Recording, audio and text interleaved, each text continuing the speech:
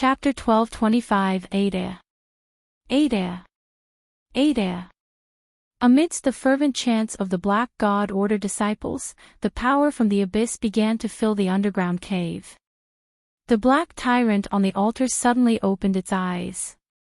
They were a pair of blood-red and murky eyes, exuding a violent aura. They had the cold metallic texture and the cruelty that belonged to something non-human. Can you feel it? This is power. The absolute power bestowed upon us by the magnificent Ada. Morris, who had once been trampled under Saramanda's feet and experienced humiliation and powerlessness, shouted loudly. With this power, he could finally fulfill his greatest ambition in life. Even the Black Tyrant, who had vehemently rejected him and refused to acknowledge his qualifications as its master, had become his possession in this moment. If he wanted something, he had to possess it. Whoever tries to stop him will be destroyed. Ada. Ada. Ada. Like sticks thrown into a fire, thousands of believers from the Black God Order entered a state of intense fanaticism, one after another.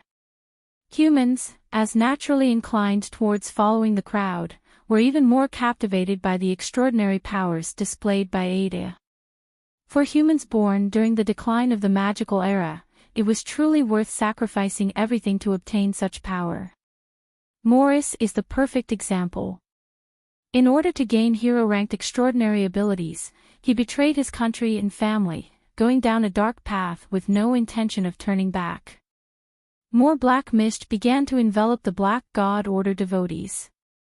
Thousands of kilometers away, a gigantic rune eye slowly drew upon the immense life force of the Leviathan, aiming to achieve a certain goal. Believe in me. I will bring you hope.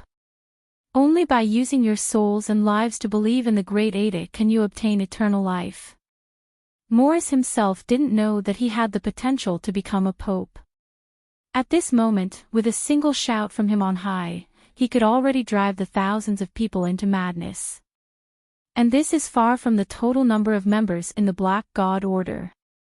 Even Ludwig XII didn't expect the appearance of a church with extraordinary powers, and what it truly meant for this period of declining magic tide. This church doesn't require you to have the power of bloodline inheritance, nor does it require the increasingly rare and precious medicinal ingredients for bathing or various secret methods to train your body. As long as you have faith in the deity called Ada, you can obtain power. In exchange for offering your wealth and resources, you can possess a portion of extraordinary powers. Whether you are a commoner, a lower-ranking noble, or a young knight in the military, this is an irresistible temptation. Ludwig XII, the leader of the Black God Order's thousands of followers, has had his list of names for a long time. After getting the approval of the Imperial Emperor, the Black God Order spread like wildfire within the Leviathan Empire. The followers who have come to this underground cave at this moment have all been personally chosen by Morris. They are true believers who firmly believe in the existence of Ada. Meanwhile, there are many more followers who recently joined the church. They are scattered in various towns within the Leviathan Empire and have the support of Ada for long-distance communication. Morris has become a semi-underground emperor of the Leviathan Empire. Within the church alone, Morris, as the Abyss Apostle, has even higher prestige than the Imperial Emperor. That's why these thousands of people didn't hesitate to follow him to this underground cave for the ceremony. The 10th knight with a noble title in the Empire. The founder of the Black God Order. Morris, adorned with these two titles, has surpassed the social class that he could never have crossed before and has become one of the few people who can determine the fate of the Leviathan Empire. Imperial Emperor Ludwig XII. Imperial Sage Poincare. The first alchemist Asmid. Now, we need to add one more person to this list, the Apostle of the Black God Order, Morris. At this moment, Morris has reached the peak of his life. How can he not feel proud and satisfied? Now, it's time for the people of this world to witness the power from the depths. Drawing the black spear from his back, Morris begins to gather energy. The next strike will completely change the fate of this world. Praise to Ada, offering this world as the greatest gift to the magnificent you. On top of the bone throne in Babylon's sky tower, Elphilas suddenly stood up, looking up at the sky with a serious expression. Something terrifying is happening there. The black patterns continue to spread, contaminating the once pure white clouds and revealing eerie things churning within them. The entire sky suddenly went dark, giving people a chilly feeling down their backs. Witness this moment. As you wish, this continent will not have a unified king. In Ludwig Xii's pupils, black particles slowly flowed, locking onto the king of undead dressed in pitch-black armor. The clouds in the sky began to gradually gather, forming a strange container-like shape, layer upon layer. Oh no! This power is... Elphilas showed a shocked expression for the first time, and her 10 fingers started weaving multiple shields. Numerous runes on her pitch-black armor lit up automatically. Shield spell. Defend against instant death attacks. Fake life. Nature's shelter. Fridge. The magic of the whole underground cemetery was flowing towards Elphilas. However, it was too late. Because of the construction of the Babylon Sky Tower, Elphilas had recently invested most of the magic from the underground cemetery into the construction. Now, she only had about 1/5 of the power from its prime. As the Princess of the 10 Leaves Alliance, Elphilas naturally had many precious treasures to protect herself. But at this moment, the evil presence on the other side of the clouds was an enemy that could not be described with common sense. Why are there traces of the abyss in this enclosed world?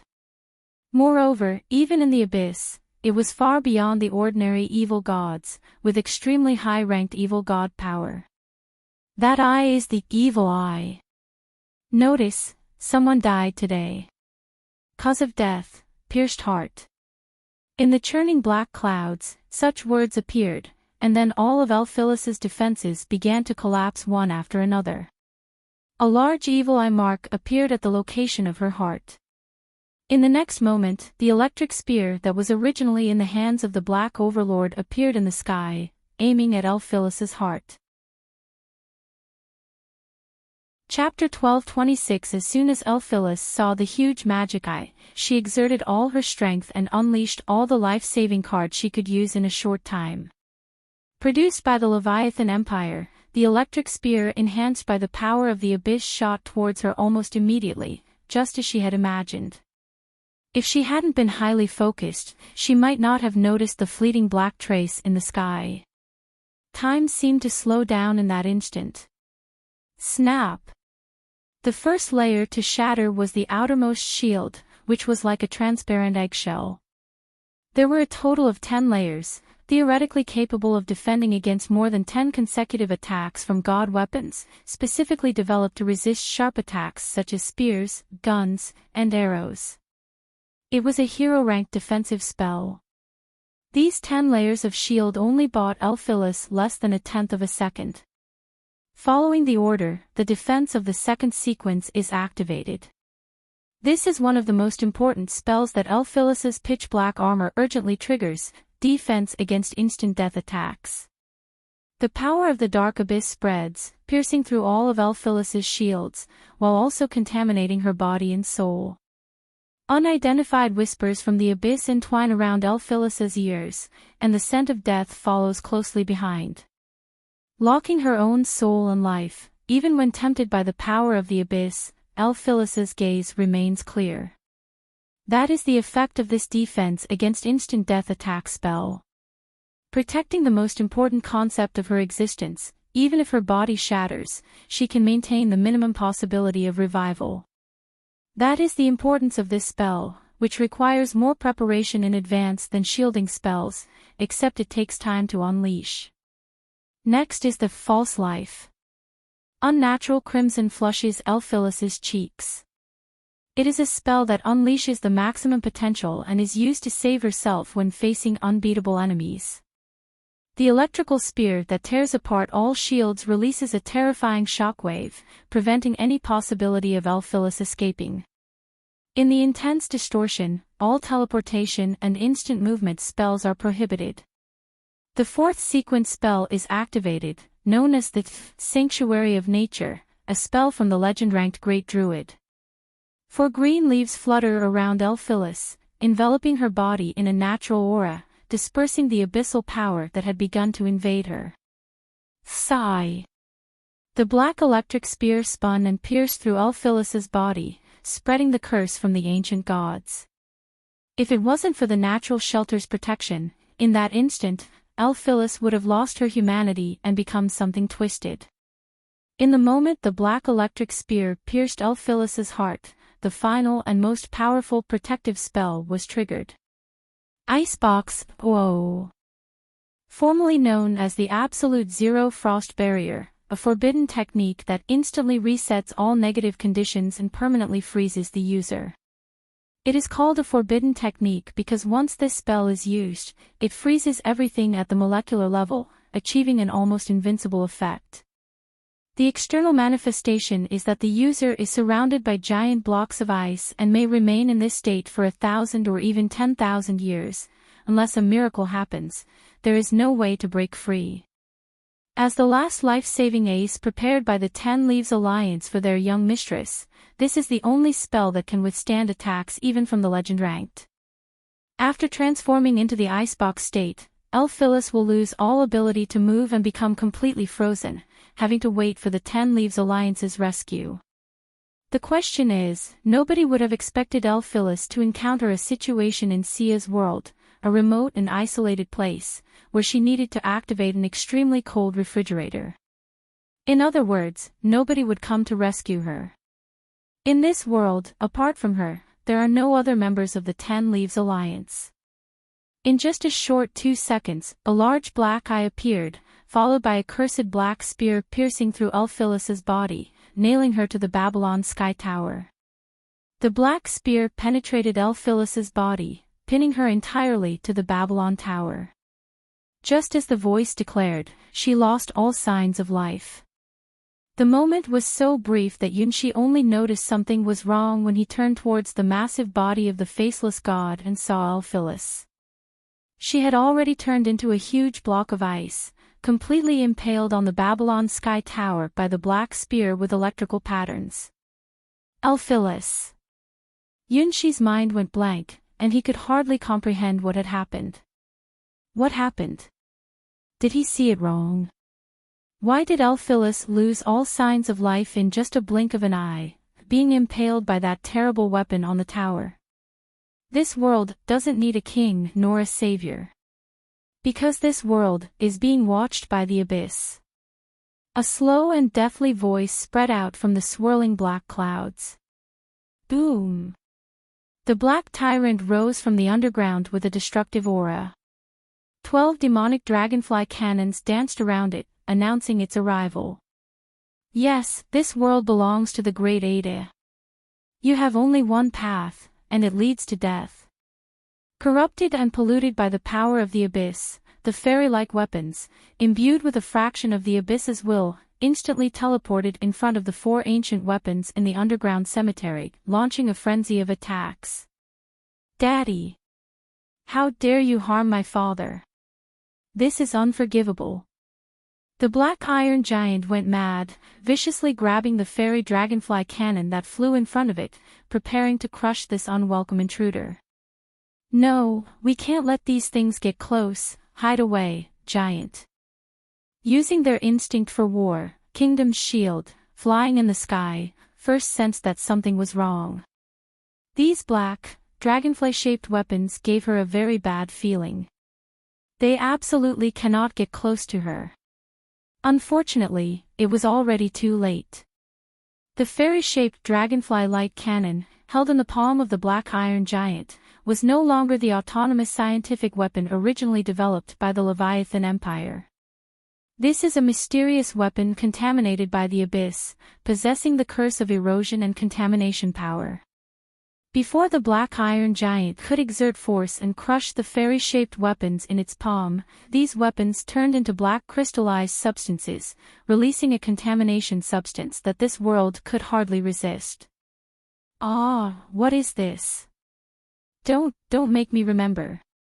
I am not. I am the princess that Daddy loves the most, the happiest child in the world. I am not sick. Chapter 12:27 Clearly something that had already been forgotten. Absolutely would not think about it, even thought it didn't exist at all. The most disliked, most unwanted thing that she wanted to disappear just like that. That is past princess's biggest flaw and weakness, illness.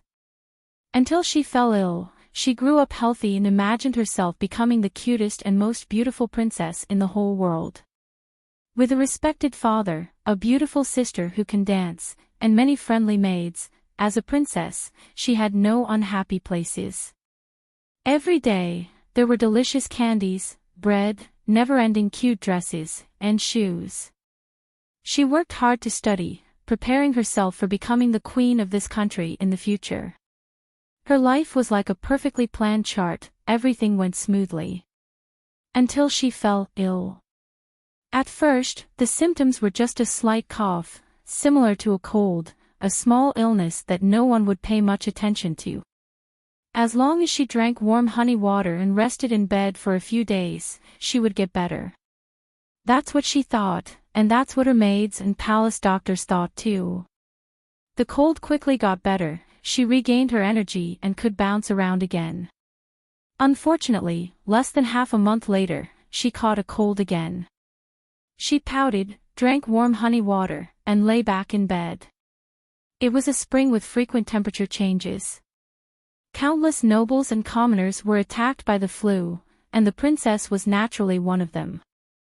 With the careful care of her maids, the princess recovered her health after a few days. Everything seemed fine, just a little cold. Whether it was magic or traditional medicine, there were ways to cure it. Moreover, she was a princess of a country, she could afford any precious medicine. At that time, no one could predict what would happen next. The number of colds increased, and they became more frequent. The doctor's eyes started to show panic. They couldn't diagnose what illness the little princess had. Even when she took precious magic medicine, it only temporarily relieved her cough symptoms. Gradually, the little princess herself realized that she might not have a cold, but some other illness. Her body was always running a fever, and her throat was extremely dry. Drinking a lot of water couldn't suppress these symptoms. Study time gradually decreased bit by bit. Dancing and playing time were replaced by moments of lying in bed to rest. In just a few months, the healthy and energetic little princess became so weak that she couldn't get out of bed on her own. Every day, she cried, not understanding what she did wrong to have such a strange illness. Every day, she prayed that she would get better and be able to ride on her father's shoulders again, wearing her red dancing shoes and twirling under the sun.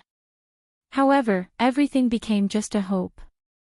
Just like leaves falling from the branches when autumn arrives, the little princess's strength weakened day by day.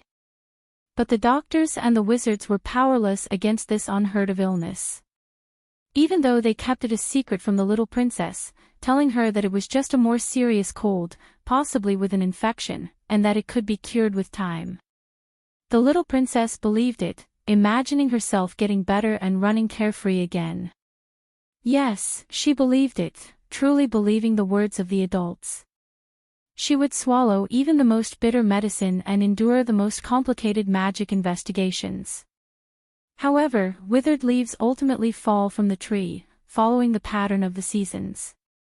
The little princess, targeted by the Grim Reaper, finally understood that there was no cure for her and that she could never go back to the way things were.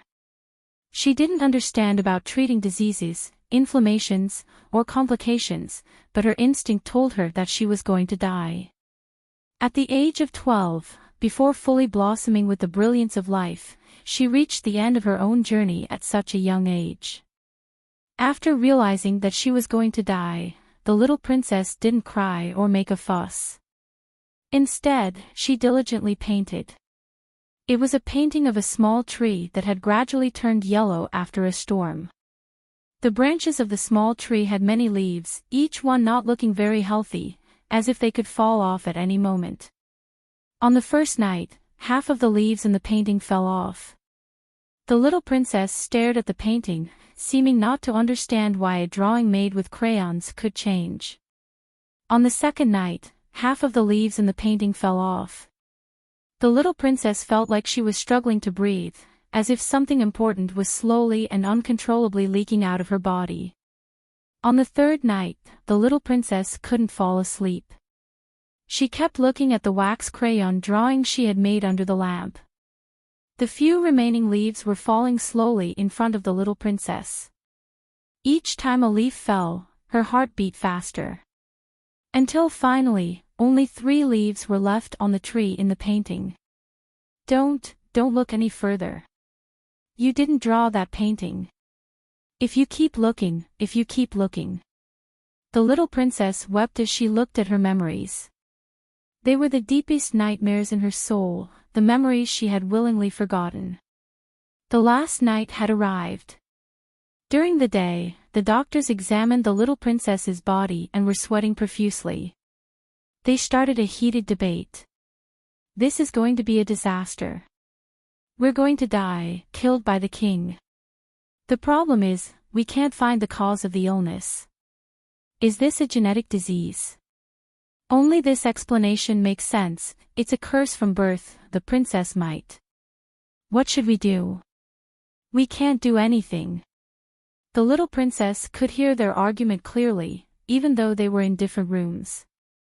She just couldn't speak. Late at night, like a last glimmer of light, the little princess put on her most beautiful and adorable clothes and sat in front of her own crayon drawing. In the drawing, the last 3 leaves were about to fall. The once slightly withered leaves had turned into a dull yellow color of decay. Anyone could see the fate of these leaves. Cough, cough, cough. The coughing princess stared blankly at her drawing.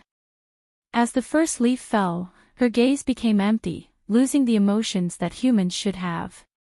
With the second leaf falling, her heartbeat slowed down, and the circulation of her blood gradually stagnated. The third leaf fell, and she saw a person, someone she loved and admired the most. Are you here to pick me up? Chapter 12:28 Dad, did you come to pick me up? The person in the painting is her dad, the king of this country, and one of the most powerful wizards on the continent. Come over here. Your life has been prepared for this day, my child. The king, wearing a magical robe, smiled and showed a gentle gaze to his daughter. You were created by me, the most suitable sacrifice. My best masterpiece. All the preparations are for the end. All the long-awaited reunions are destined. I have been waiting for this day for too long.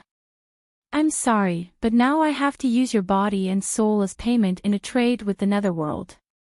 Behind him, a huge magical formation with mysterious patterns emerged.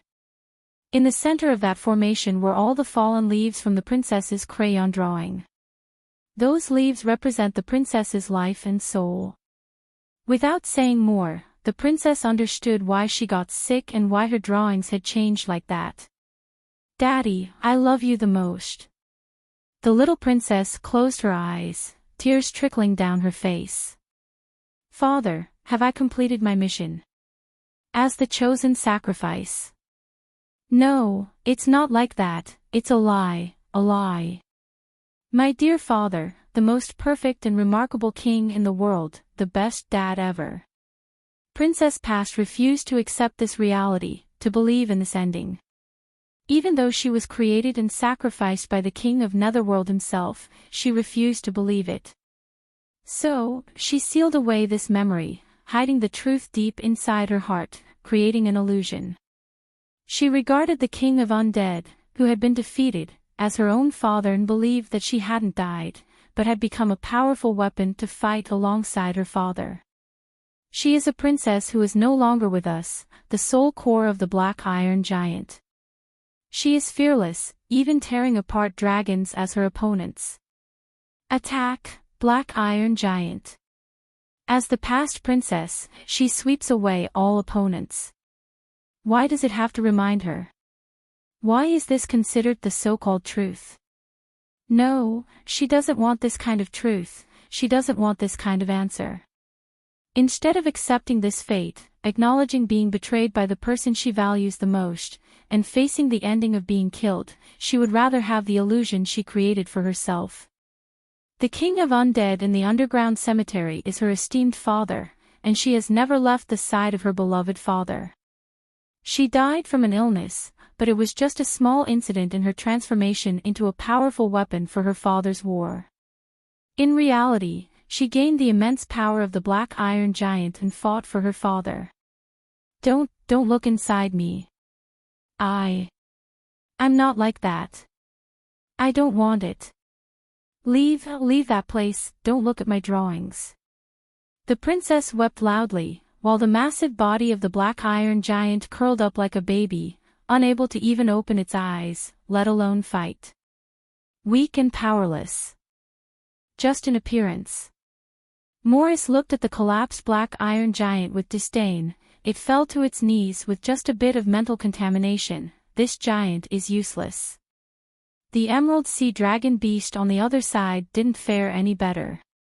Despite hearing the voice of the Rift Space Dragon and promptly opening the water curtain Heavenly Splendor, a contaminated fairy mayfly cannon still invaded the body of the Emerald Sea Dragon beast. The princess' biggest weakness in her heart was the memory of her illness and being sacrificed by her own father. Similarly, the war dancer also has similar weaknesses. Her death, caused by people who were once inspired and protected by her, using random objects to kill her. The water is very deep. A feeling of familiarity that struggles helplessly, falling towards an endless abyss. Gurgle, wanting to stay alive, wanting to escape.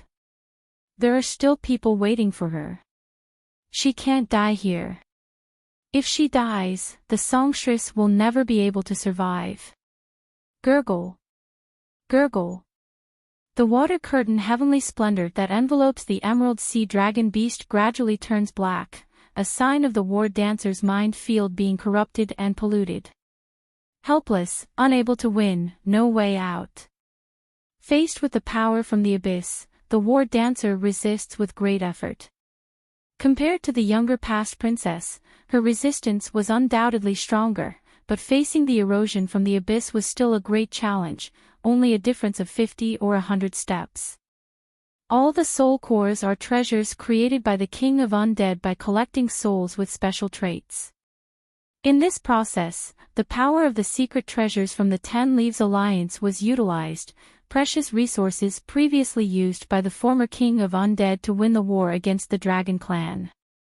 The problem is, the Ada from the Abyss is particularly skilled at corrupting souls and willpower. Even Leviathan the Sky Beast in the current state of Sioux couldn't escape its grip, let alone the mortal past princess and war dancer. Oh no! Songstress, disappear. The Rift Space Dragon, observing the battlefield, rolled at full speed, evading the pursuit of up to 6 fairy dragon cannons, attracting the most firepower among several ancient weapons. The fairy dragon cannons that pounced on the Opera House Phantom successfully invaded the interior of this ancient weapon, but it turned out to be empty. The Opera House Phantom's existence is completely different from other ancient weapons.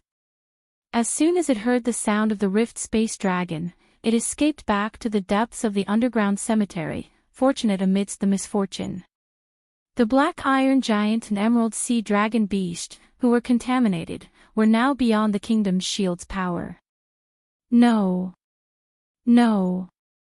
The Black Iron Giant hugged its body with its limbs, shaking like a baby about to regress. Gurgle. Countless black bubbles appeared in the water curtain Heavenly Splendor of the Emerald Sea Dragon Beast, a sign of drowning. Ha ha ha. Unbearable. It's unbearable. What's this underground cemetery, the king of undead?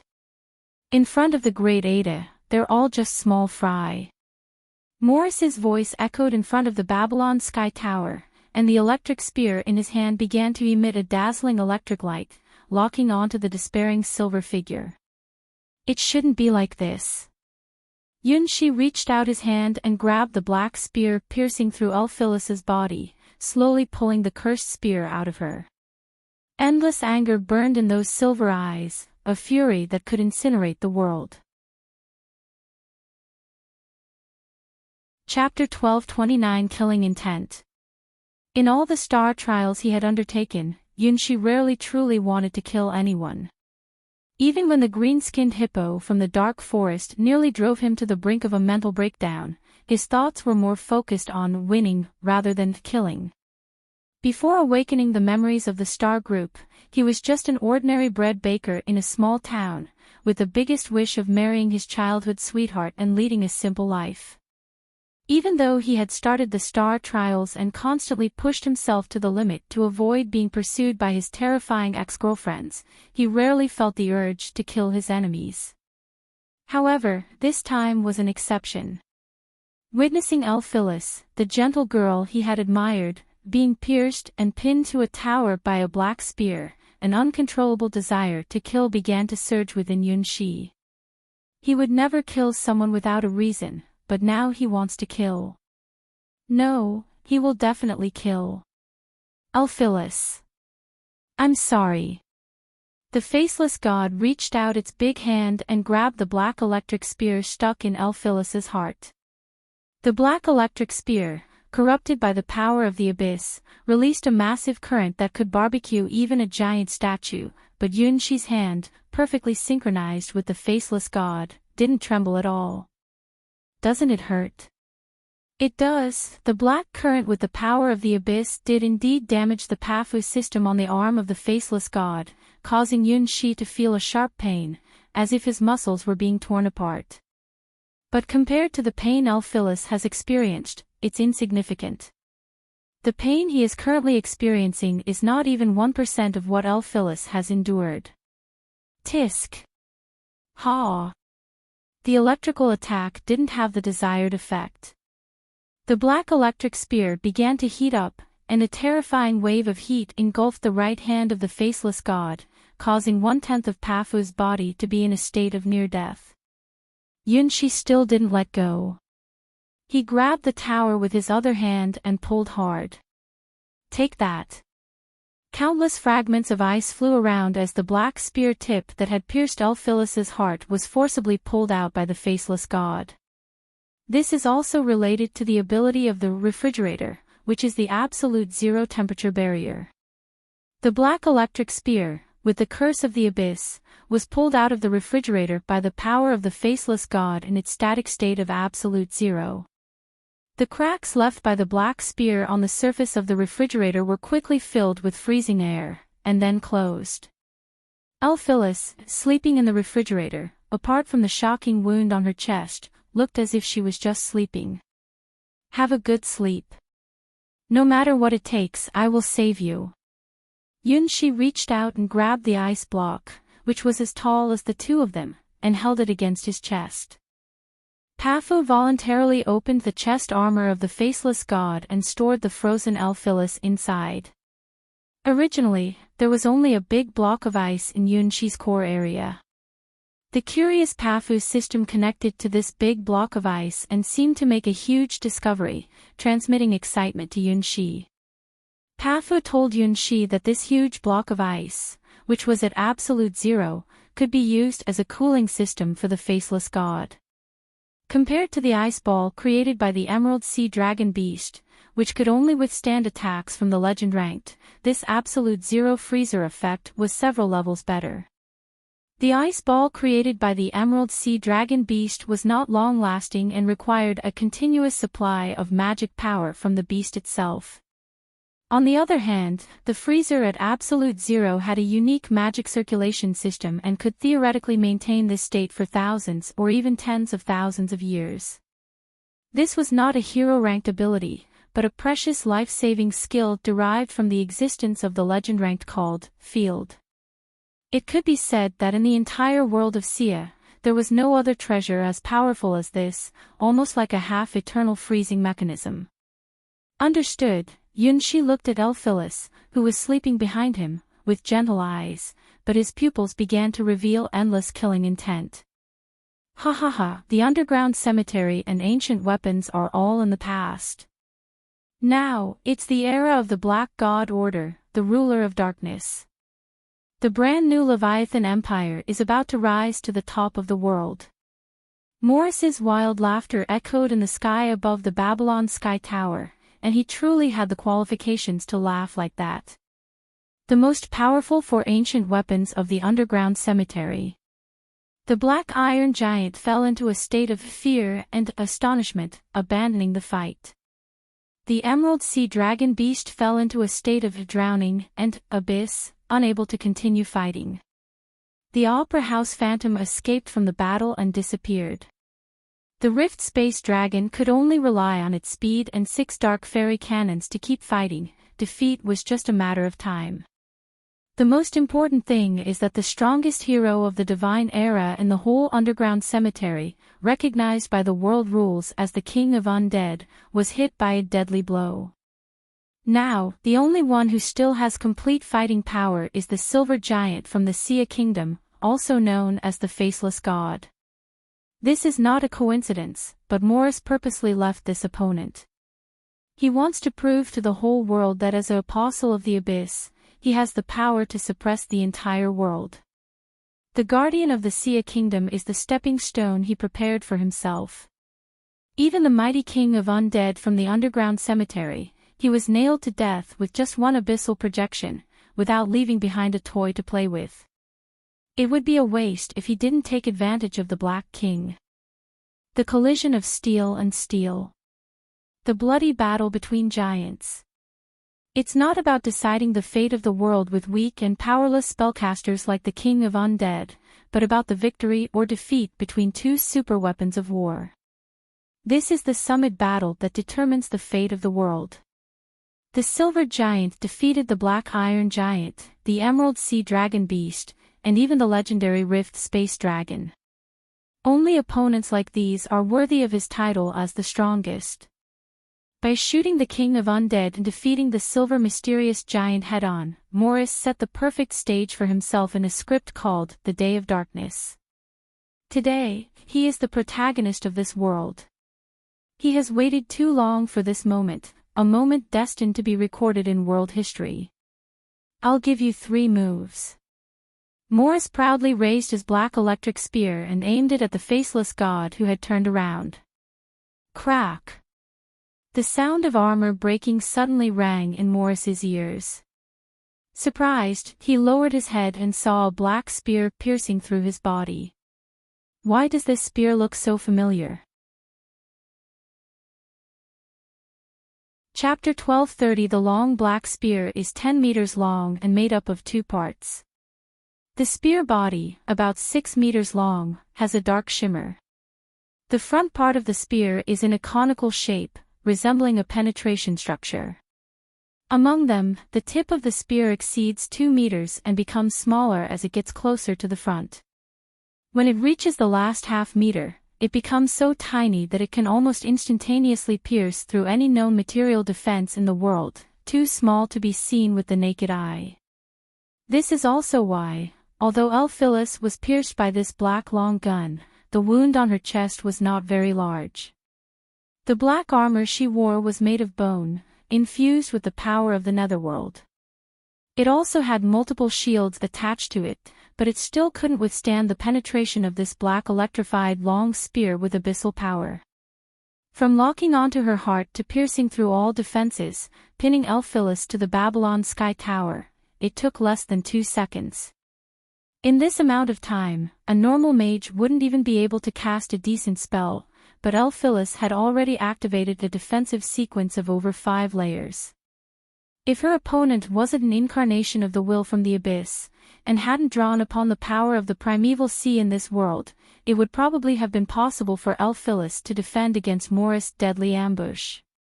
It was only when Morris himself was pierced by the black long spear that he personally experienced the terrifying lethality of this abyssal black gun, which had been modified by Ada.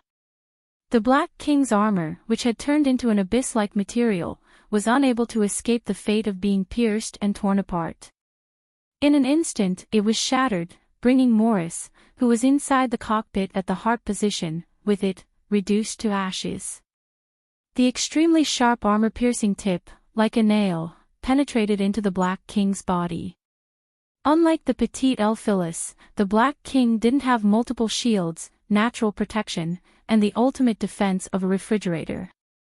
This single strike blew off half of Morris' body, mainly the lower half. What is this? Morris looked at his completely evaporated lower body, now only holding a gigantic spear that had pierced through.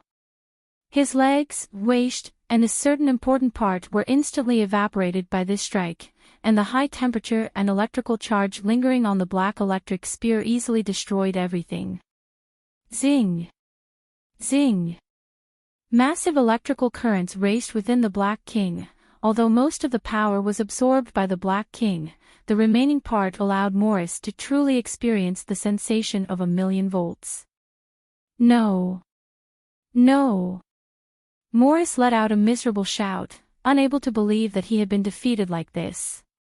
The battle hadn't even started yet, when he proudly shouted out his well-prepared slogan to challenge the silver-white giant. But in a blink of an eye, he was struck down by a black electric spear thrown by the opponent, losing his lower body. Are you kidding me? How could I lose? I am a disciple of the abyss, Morris. Looking at his only half of a body left, Morris went mad. A large amount of black mist leaked out from his body, then began to shape his lower half. Such an injury would have been fatal for a human, but Morris, as a disciple of the abyss, believed he still had hope. As long as he believed in the great Ada, even if he died and came back to life, it wouldn't be impossible. Losing his lower body was nothing to fear. As Morris hoped, his lost lower body gradually grew back, but it didn't look the way he imagined. Instead of his original legs, he now had 4 tentacle-like limbs covered in black suckers, resembling the skin of deep-sea eels. This wasn't a human's lower body, but the lower body of a disciple of the abyss, or rather, how Morris originally looked after being completely eroded by the power of the abyss. Like this, is it like this? I can't be a person anymore. Seeing his lower body grow back, Morris' eyes became even more crazy, and he almost lost his sanity. Strangely, there wasn't much sense of loss, just a feeling that it was always this way. This is actually his true appearance. The black tentacles extended, skillfully replacing Morris' original legs, and began to connect to the black tyrant for self-repair.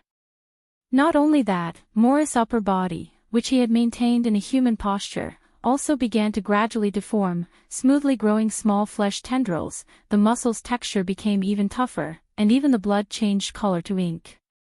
Yunshi's shot pierced through the last remaining human semblance of Morris. From the day he accepted Ada's power, abandoning his human position, and willing to get the power of the abyss at any cost, this was the destined outcome. The whispers of the abyss constantly entangled his ears, step by step pulling this elite knight of the empire into another dimension. At this moment, this posture is the most common posture of the lower abyss apostles.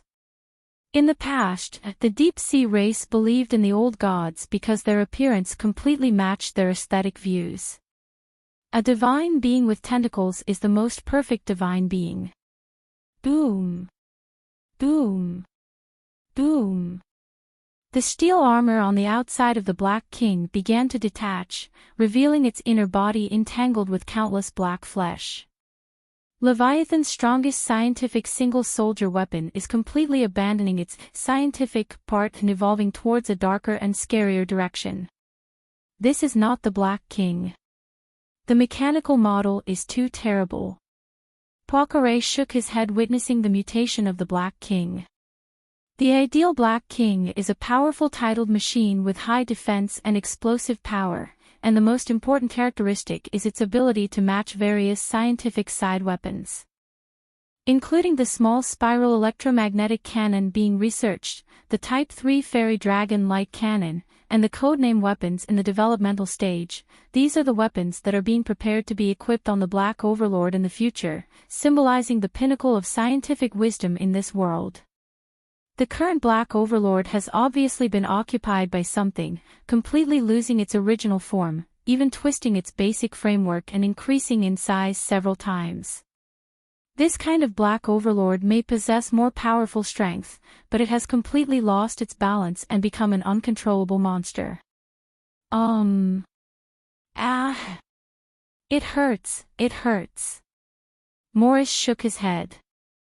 The cockpit of the original Black Overlord had been completely dissolved by the black venom, and now he was immersed in this black poison pool, which was like a deep-sea high-pressure environment. As for his lower body, who knows where it went a long time ago? Huge tentacles grew out from under him and behind him, then they became a part of the Black Overlord and connected to the twisted and deformed Black Overlord.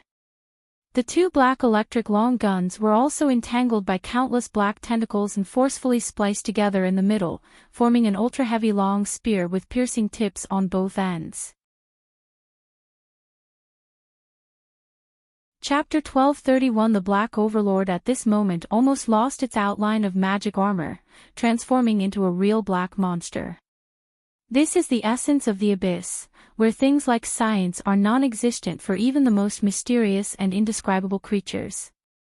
With the support of the ancient powers of the old gods, thousands of kilometers away, the Black Overlord, strengthened by the primeval sea power of this world, has already transformed into a war weapon of the abyss. In a sense, this is also a rematch between Sia and Leviathan. The Black Overlord, infused with the power of the Leviathans, remains, as the container of the faceless god, Sia. A giant in silver. The Overlord in black. Before Babylon's Sky Tower, two massive creatures of similar size were destined to engage in a battle of life and death. Oh. I feel it, this is power, the great Ada has bestowed upon me the power. The human body is simply not worthy of possessing such power. Morris, who gradually merged with the Black Overlord, felt an unprecedented satisfaction. The ambition as a human knight, the domination of the Black Overlord, compared to the current satisfaction, is simply not worth mentioning. This is the true pleasure of glimpsing the world's truth, the path of corrupting the world's rules with the power of the abyss. I, Morris, will kill all the disobedient today. Everyone, kneel before me. Morris, holding an 18-meter-long, connected abyss spear after the mutation, exudes a murderous aura and seems to be ready to launch a massive slaughter at any moment. All the pain, the madness of losing what represents dignity, now turns into combat power. This is also one of the characteristics of the ancient gods of the abyss.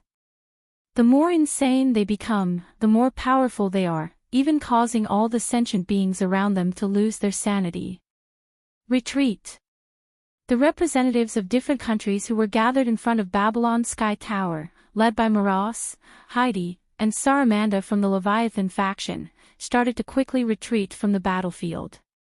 On the other hand, from several tens of kilometers away, the followers of the Black God Order drove out of the underground caves in black magic armor that was not even recorded in the Leviathan Empire's records.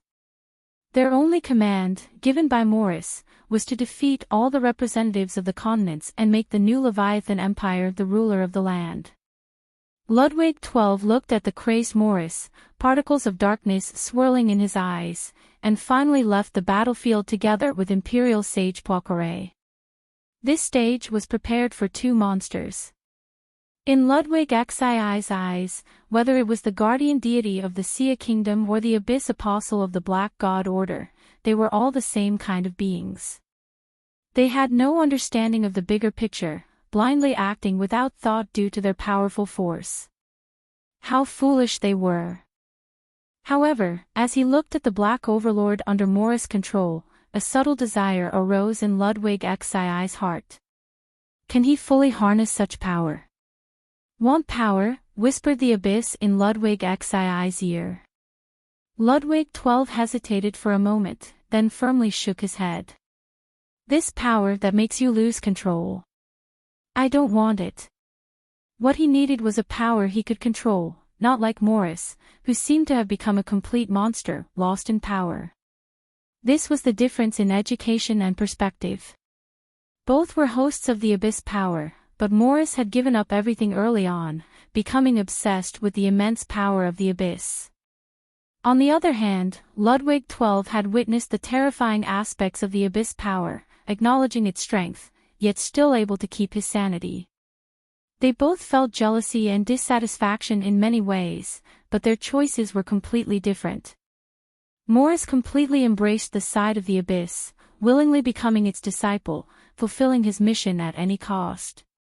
Ludwig XII, on the other hand, cautiously collaborated with the Black God Order, allowing them to spread while observing the effects caused by the power of the abyss. This is the difference between Morris, the second son of a noble family, and the imperial emperor.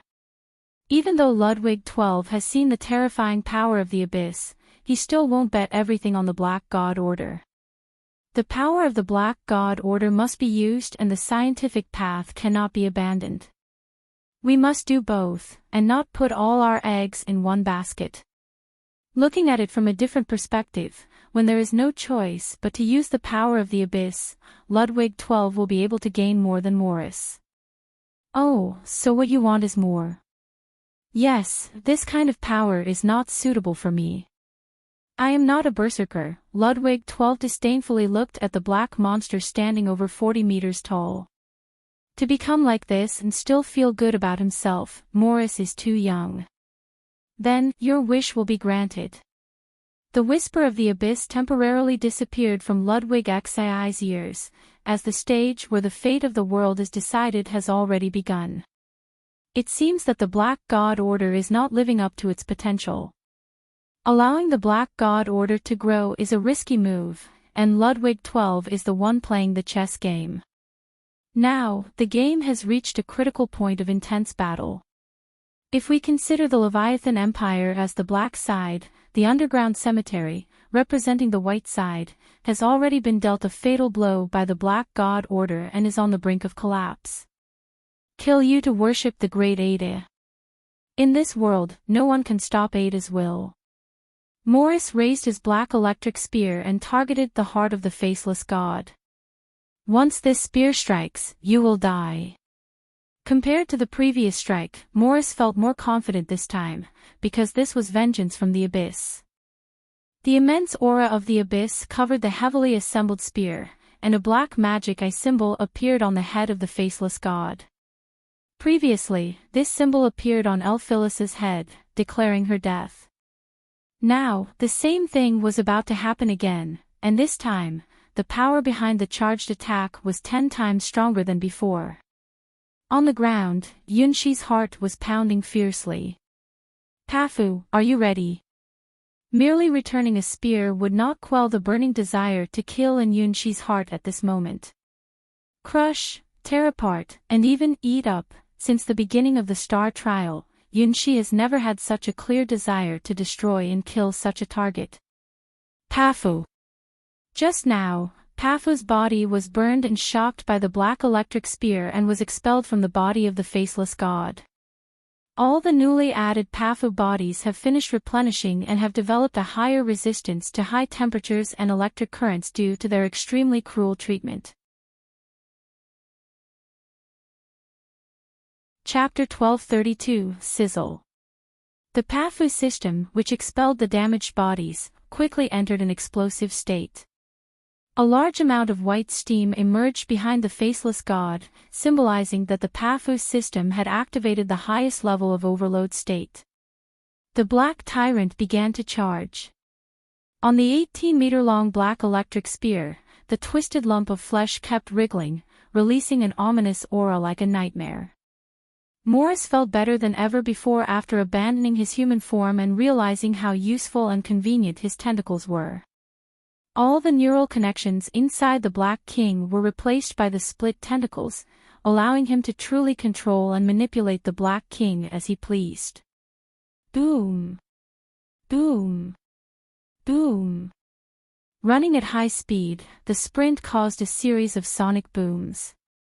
Several 7-meter-tall magic armors from the Leviathan World Group were crushed by the shockwaves created by the Black King's running, scattering steel fragments like pieces of paper in a storm. Weak, too weak. He used to think that magic armors were the strongest power in the world, but now he finds it laughable. Now, with a single shot, he can shatter 3 titled machines, and this power continues to grow endlessly. At this moment, he wasn't alone in battle. He had the great Adaswell supporting him from behind. Look, the powerful figure, the Black King who rules over all. The front end of the black electric spear, shaped like an armor-piercing cone, touched something that was blocking it, and then pierced through like popping a balloon. Bang! A massive explosion caused Morris to momentarily stop his charge. In that instant, the faceless god invaded the Black King's embrace. Yunshi held onto the Black King's shoulder with one hand, while the other hand grasped the black electric spear, which was releasing electric currents and high temperatures. Empty-handed combat was a lesson that the Empire's knights would never learn in their lifetime. The magic-armored knights who were invincible on the battlefield would learn tactics of tearing apart their enemies with steam spears like a torrential rain from a distance, or the art of killing opponents up close with heavy weapons. Fighting empty-handed at close range was meaningless for magic armor. The key was to make good use of the powerful armament system of the magic armor. However, Yunshi was not a knight of magic armor, and the faceless god was not a weapon of scientific nature. The Pafu system connects Yunshi's fighting awareness with the body of the faceless god. For Yunshi, the faceless god is a part of himself. Whatever the faceless god can do, Yunshi can naturally do. As the divine vessel, the faceless god exists and will not break no matter how Yunshi uses it. In fact, Yunshi cannot unleash the true power of the faceless god. However, even if Yunshi cannot fully unleash the true form of the divine vessel and only uses basic punches and kicks, it is enough for him. Because he is a disciple of the battle god genre, personally taught by Cassina the battle god and bestowed with the true teachings of the seed of the battle god. Yunshi doesn't know how to use a long spear or aim for headshots from a distance. But in one-on-one close combat, even against opponents several times his size, Yunshi is undoubtedly the king of kings. Faced with the head-on charge of the Black Overlord, Yunshi simply throws a punch with explosive force, grasps the momentary pause of the opponent, and charges into their embrace. Then, he performs the crushing technique of the soft body. Crack! The Black Tyrant's joints made a sound as they couldn't bear the weight anymore. Morris screamed in agony as he saw his arm bend at a 90-degree angle. Before he could react, the Black Tyrant was tripped by Yunshi and fell to the ground. Even the sharpest weapon is useless if it can't hit its target. The Black Electric Lance, fueled by the power of the Abyss, hadn't had a chance to unleash its true strength before Yunshi disarmed Morris. Morris had never seen this unarmed blade technique in his entire life. As an Imperial Knight, he had never been taught the skill of disarming opponents with heavy weapons. It simply didn't exist in his education in Sia's world. Snap! Yunshi continued exerting force, breaking the Black Tyrant's joints. In one fluid motion, he tore off the connected portion of the arm. Just like that, one of the Black Tyrant's hands was seemingly effortlessly torn off by Yunshi. It didn't appear any more challenging than ripping off a doll's arm. The severed part revealed a thick, corrosive black blood that instantly turned the ground beneath it into a pool of poison. It was proof of Morris's dark transformation. Morris, who had lost a significant amount of blood, felt dizzy for a moment but quickly reacted. Grant me strength, Ada. He easily took off one of his hands with a single movement, showing the incredible resilience possessed by the abyss monsters. His remaining hand suddenly swelled to 3 times its original size and unleashed a devastating punch against Yunshi. This punch lacked any technique, and even the angle of the strike was incorrect. It can be said that it defies all scientific principles. Just as Yunshi was about to disrupt the balance of the Black Overlord, he suddenly leaped back and gave up on the pursuit. The dark heavy blow grazed the side of the faceless god, causing a shockwave that completely shattered the mountain several kilometers away, leaving a deep crevice on the ground. In a state of extreme madness, Morris, who knew no pain, zealously charged towards Yunshi once again, shouting, "Long live Ada!" On his right hand, which had swollen 3 times its size, black patterns started spreading, giving the unreleased punch a deeply suppressed aura. In terms of combat skills, Morris was clearly not a match for Yunshi. However, with the power of the abyss coursing through him, he felt no fear and disregarded his own injuries. The hand that Yunshi dislodged was left untouched, and the terrifyingly powerful black electric lance lay abandoned on the ground, completely forgotten by its owner. Charge! Charge! Charge! With the great power of Ada, any opponent is insignificant. Just crush them all. In the face of absolute power, all techniques are a joke. This is Morris's confidence. Pafu, get ready. Yunshi struck a pose, with his left hand forward, slightly crouched legs, and his right hand parallel to his shoulder. Die! Die! Die! With an inhuman roar, Morris released his strongest attack ever since he was born. Chapter 1233. In the midst of Morris's furious roar, his right hand, now 3 times larger, unleashed a devastating punch. It wasn't an attack that could be made by the human anatomical structure. It was a lethal strike that resulted from compressing and contorting the muscles inside the arm, much like a spring being pushed to its limits and then released. This technique was simply impossible for a human body to achieve. Only abyssal apostles like Morris, who had obtained the power of the ancient gods, could execute such a move. The people in this world had never witnessed such a technique before and had no experience in dealing with this kind of attack. Unfortunately for Morris, his opponent was Yunshi, the direct disciple of the battle god genre. The Battle Gods Grand Martial Arts Tournament was not exclusive to humans, it was a battlefield where participants of all races could sign up to showcase their fighting prowess. The Lava Giant, whose entire body was made of rocks. The Mist Monster that was nearly immune to physical attacks. The shape-shifting creature that could replicate the appearance and aura of its opponent. No one knows exactly how many races there are in the Endless Gods domain, and some of these races have extraordinary talents that can be described as unbelievable. However, even so, Casino the Battle God is still the undefeated champion of the Battle Gods Grand Martial Arts Tournament, the only one who possesses the permanent title of Battle God Legend. She has never been defeated in the Battle Gods Grand Martial Arts Tournament, even when facing fantasy species beloved by the heavens and earth, she can still win. The Battle God genre was created by this legendary battle god, a genre that can win against any race. Yes, even against monsters from the abyss. Morris's right hand muscles began to deform, and when he gathered strength, Yunshi relied on his excellent battle intuition to determine the trajectory of this attack. Of course, this also is related to Morris's inability to grasp this move and instinctively unleash it. The essence of this punch is not just a fist, but the phenomenon of thousands of tentacles' elastic potential energy being concentrated and then released.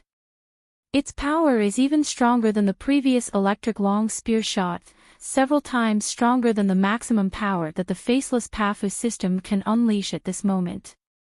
However, even the strongest power is useless for someone as foolish as Morris.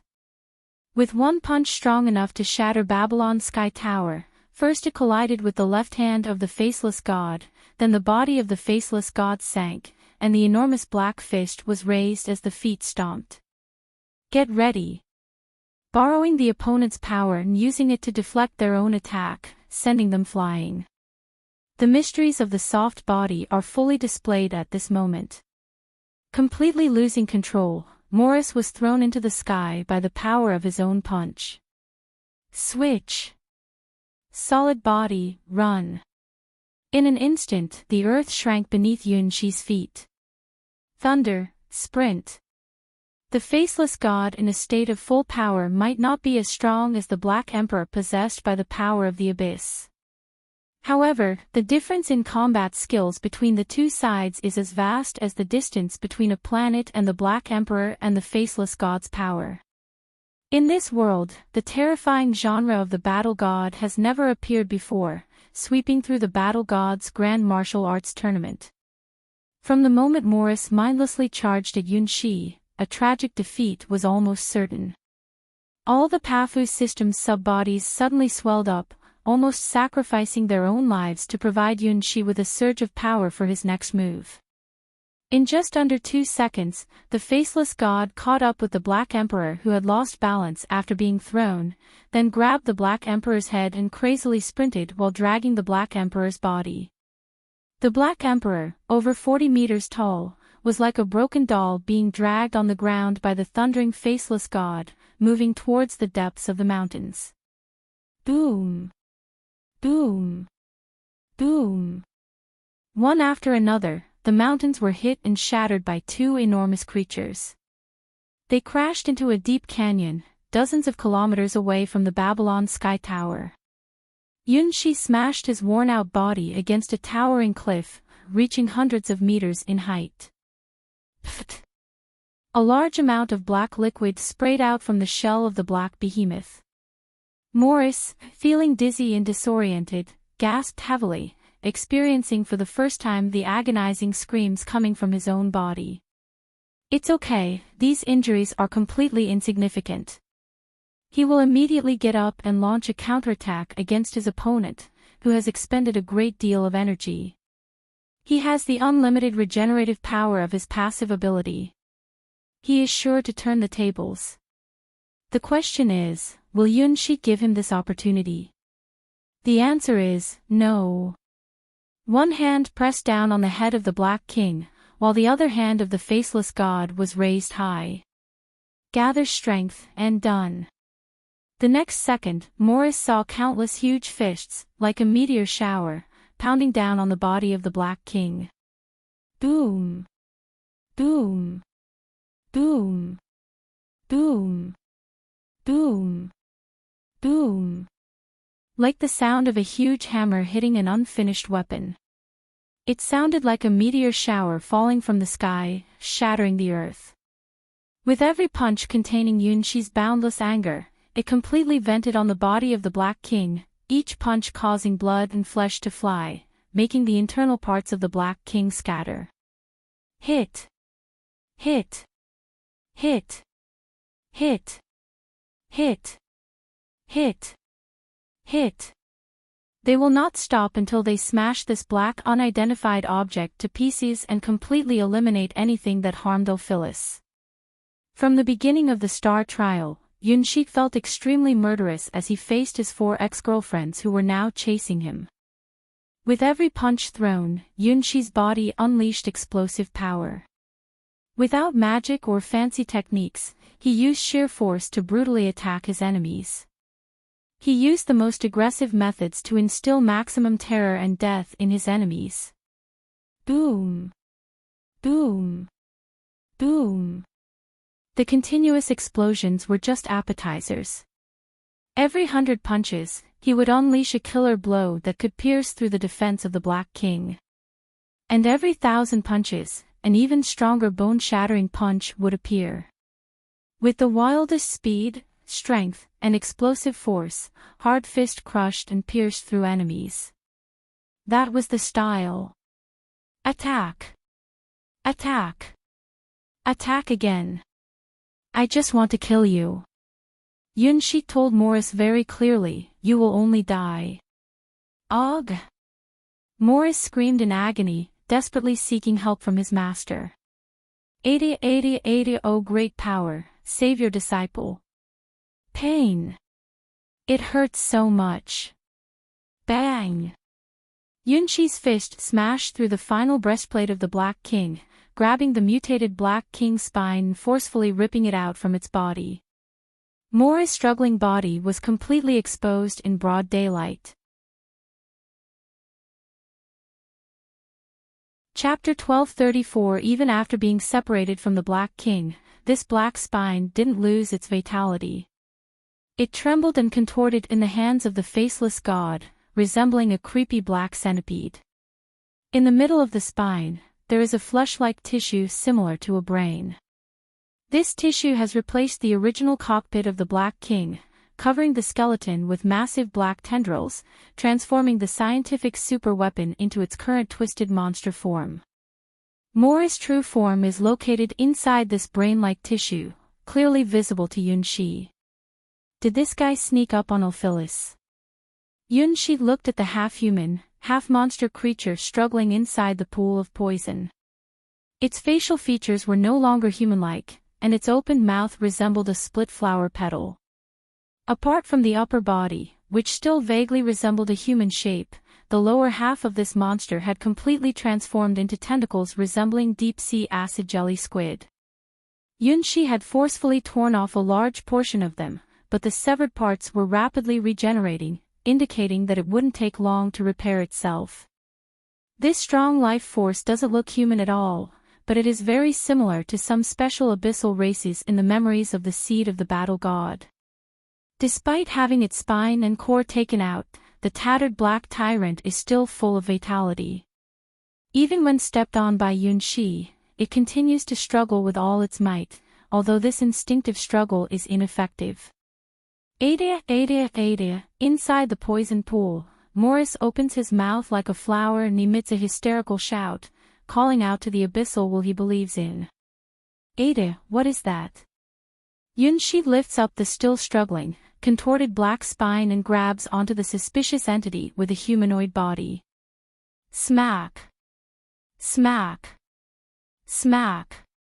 The tail end of the spine keeps hitting the arm of the faceless god, still making its final desperate struggle. Let go of me. You are looking for a way to die. Sensing something, Morris's voice became panicked. Impossible. How could Morris, on the stage he prepared for himself, be defeated and concluded in such a completely overwhelming way? He is the great apostle of the abyss, the creator of the Black God Order, destined to pull this world into the depths of the abyss. For the first time, he regretted it, jumping to the forefront so quickly, facing this terrifying silver-white giant in front of him. From the information he had collected about this silver-white giant, the abyssal black and black overlord should have a power that surpasses this suspected divine era weapon. He only guessed half right. The fully abyssal black and black overlord indeed had a power surpassing the silver-white giant. At least in terms of pure destructive force, even Yunshi couldn't meet the black overlord's super overlord fist. The problem is, the gap in skill level between the two sides is too big. As the ruler of the Black Overlord, Morris was just an elite who was a normal magic armored knight not long ago. In this world, his combat skill level is already top-notch, being praised as a super expert of the Leviathan Empire Magic Armor Division. In a one-on-one battle, even facing a knight with the title of Titled Machine Level Hero ranked, Morris, who has obtained the power of the Abyss, still has overwhelming advantages. However, his opponent is Yunshi, who has experienced the nightmare difficulty Starchild trials. In the Water God's world, he has directly faced Shay Alongness the Sky Sword.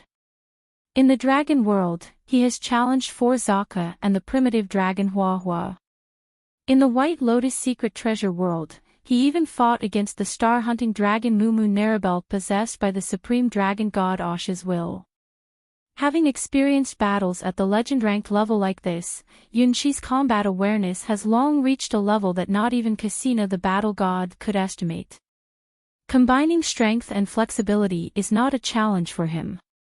Even unarmed, he can defeat a dozen Morris-like abyss apostles. Yunshi, who has always regarded his genius childhood sweetheart as his goal, has long surpassed the limits of the human race by countless times. He has entered even the endless god's domain and is part of the highest level group among those monstrous races. For these races, simply growing up naturally would make them hero-ranked creatures, and the strongest individuals among them would deliberately keep surpassing their racial limits before reaching hero-ranked, preparing for the future legend-ranked. At this moment, Yunshi is also walking on this path, the path of surpassing with Hua Hua as his goal. Chasing after a monster-like childhood friend, Yunshi also transformed into a monster, a presence that made people doubt their own eyes and trampled on common sense. Morris, whose vision was limited to see his world, could not even imagine the level of the top monsters in Endless God's domain. Let go of you. Yunshi's gaze became extremely cold and merciless. Letting the one who attacked Ulfilas go, causing Ulfilas such pain. The pain you made Ulfilas feel, I will return it 100-fold, 1,000-fold. No matter who you are, where you come from, there is only one outcome. Feel the agony. The right hand of the faceless god gradually exerted force, compressing the brain like flesh and blood tissue, giving a sensation similar to squeezing a plastic bubble. This brain-like flesh and blood tissue is even tougher than it looks. If not for the power borrowed from the faceless god, perhaps Yunshi's own physical strength alone would not be enough to kill it. However, it's okay this way. Yunshi wants to make sure that the monster who attacked Ulfilas feels what real fear is. Aw, aw, aw, aw, aw. I curse you. I curse you, monster. You will have a terrible fate. The great Ada will avenge me. One day, I will bring back Sue from the depths. As if the end of the world had come, Morris unleashed a crazy curse, and his body turned a disgusting blackish-purple color. Crack! Like a popped plastic bubble, the flesh that enveloped Morris's true form was brutally squeezed by the faceless god. A lot of black poison dripped onto the silver-white hand of the faceless god, releasing a strong smell. Inside Morris, it turned into a pile of gooey liquid.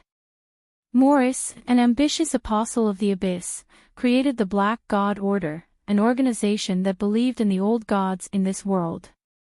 But he was crushed like an ant by the faceless god. Oh.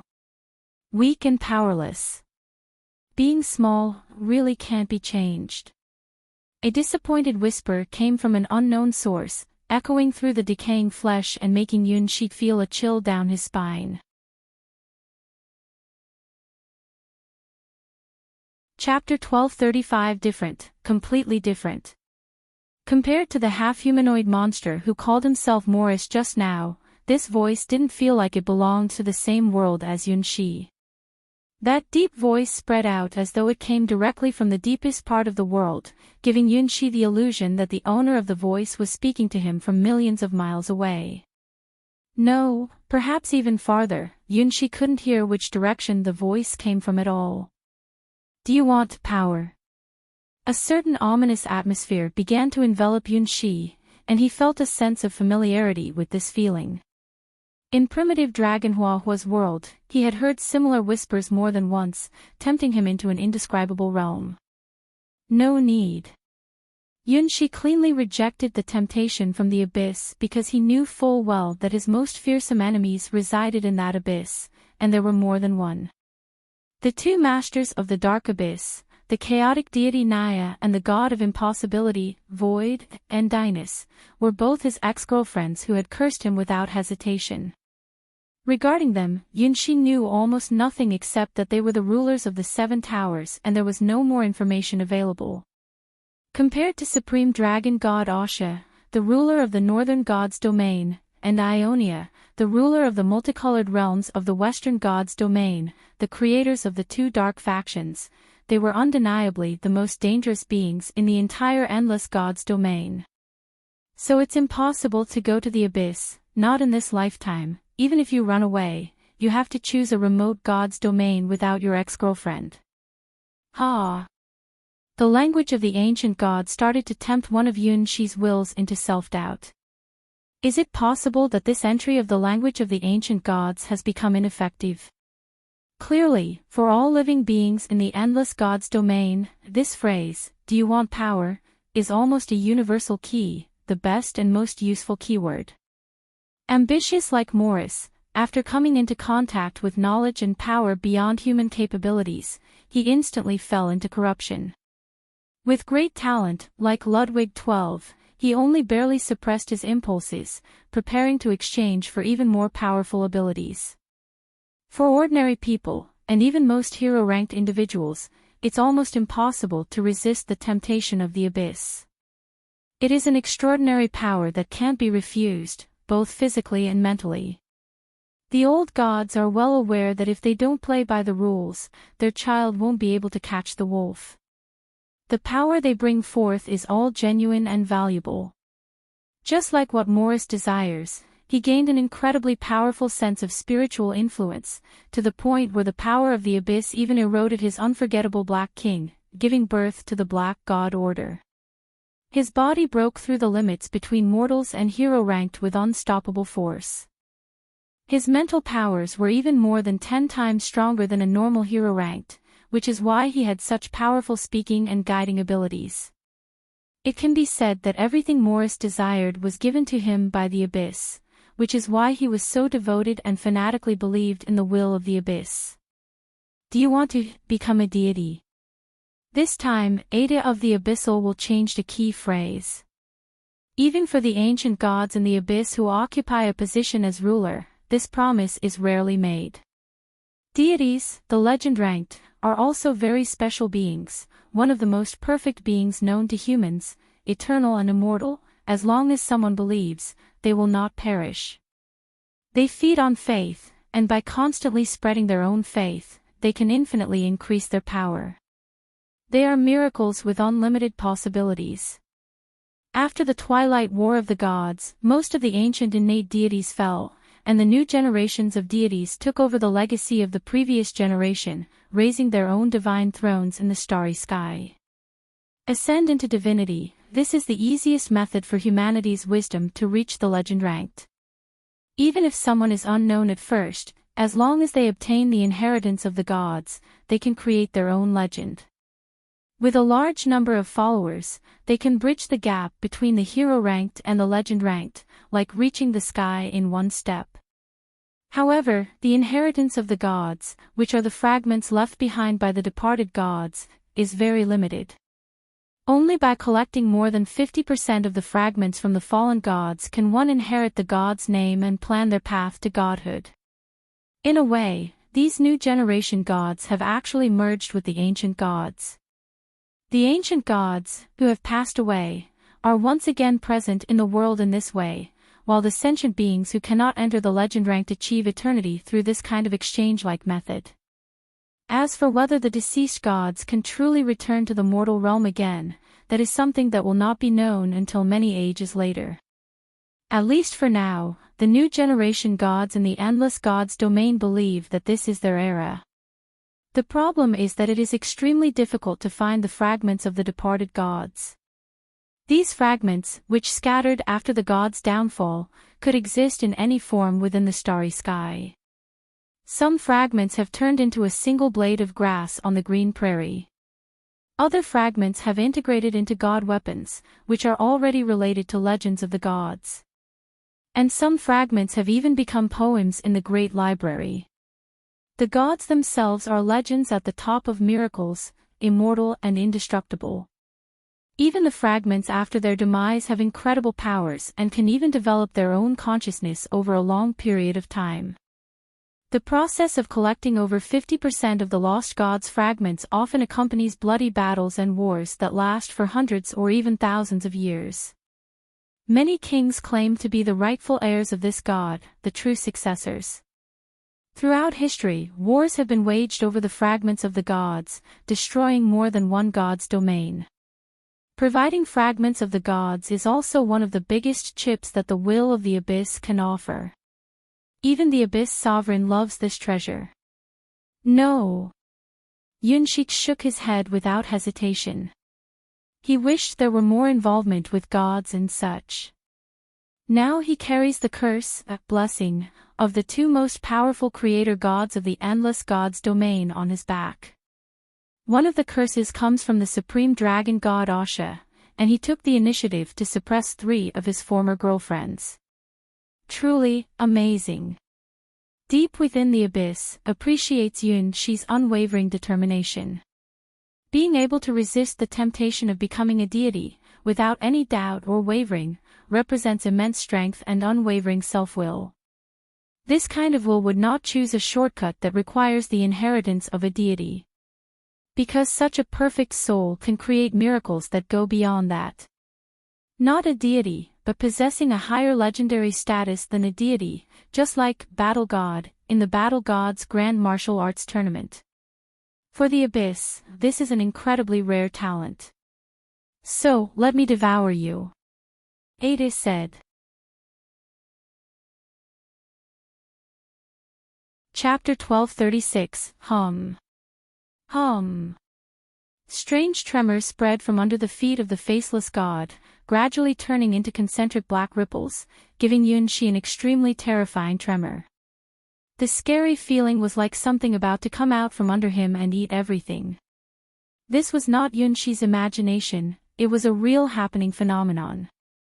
The place where the remains of the Black Emperor were melting after losing its original owner Morris, the black liquid was reassembling and something was about to come out from inside. The spine that Yun Shi had held in his hand was also gradually falling, dropping into the black liquid. Retreat. Without hesitation, Yun Shi stepped back, instinctively sensing that whatever was being conceived at that moment was nothing compared to the previous Morris.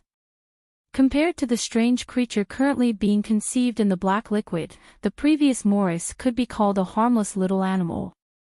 Just a second after Yun Shi jumped out, a large amount of black liquid condensed into a black sphere with a diameter of about 20 meters. The surface of the sphere had layers of blue-black patterns, resembling a gigantic egg. Buzz! Buzz! Buzz! The blue-black sphere was rotating rapidly, releasing concentric black ripples that corroded and distorted everything around. If Yun Shi jumps out 1 second later, he will be drawn into this strange and twisted black space, and the consequences would be unimaginable. In the haze, the blue-black ball opened a huge eye in the center and stared motionlessly at Yun Shi. I see you.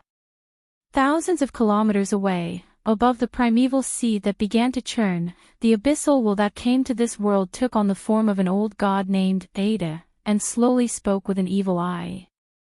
Locking onto Yun Shi's current appearance, the abyssal will began to search for the most suitable stance for battling in this world. Don't think that all the old gods of the abyss have the same ugly appearance as Morris. The old gods who bear the name of God, before falling completely into the abyss, some of them were truly worshipped as real gods.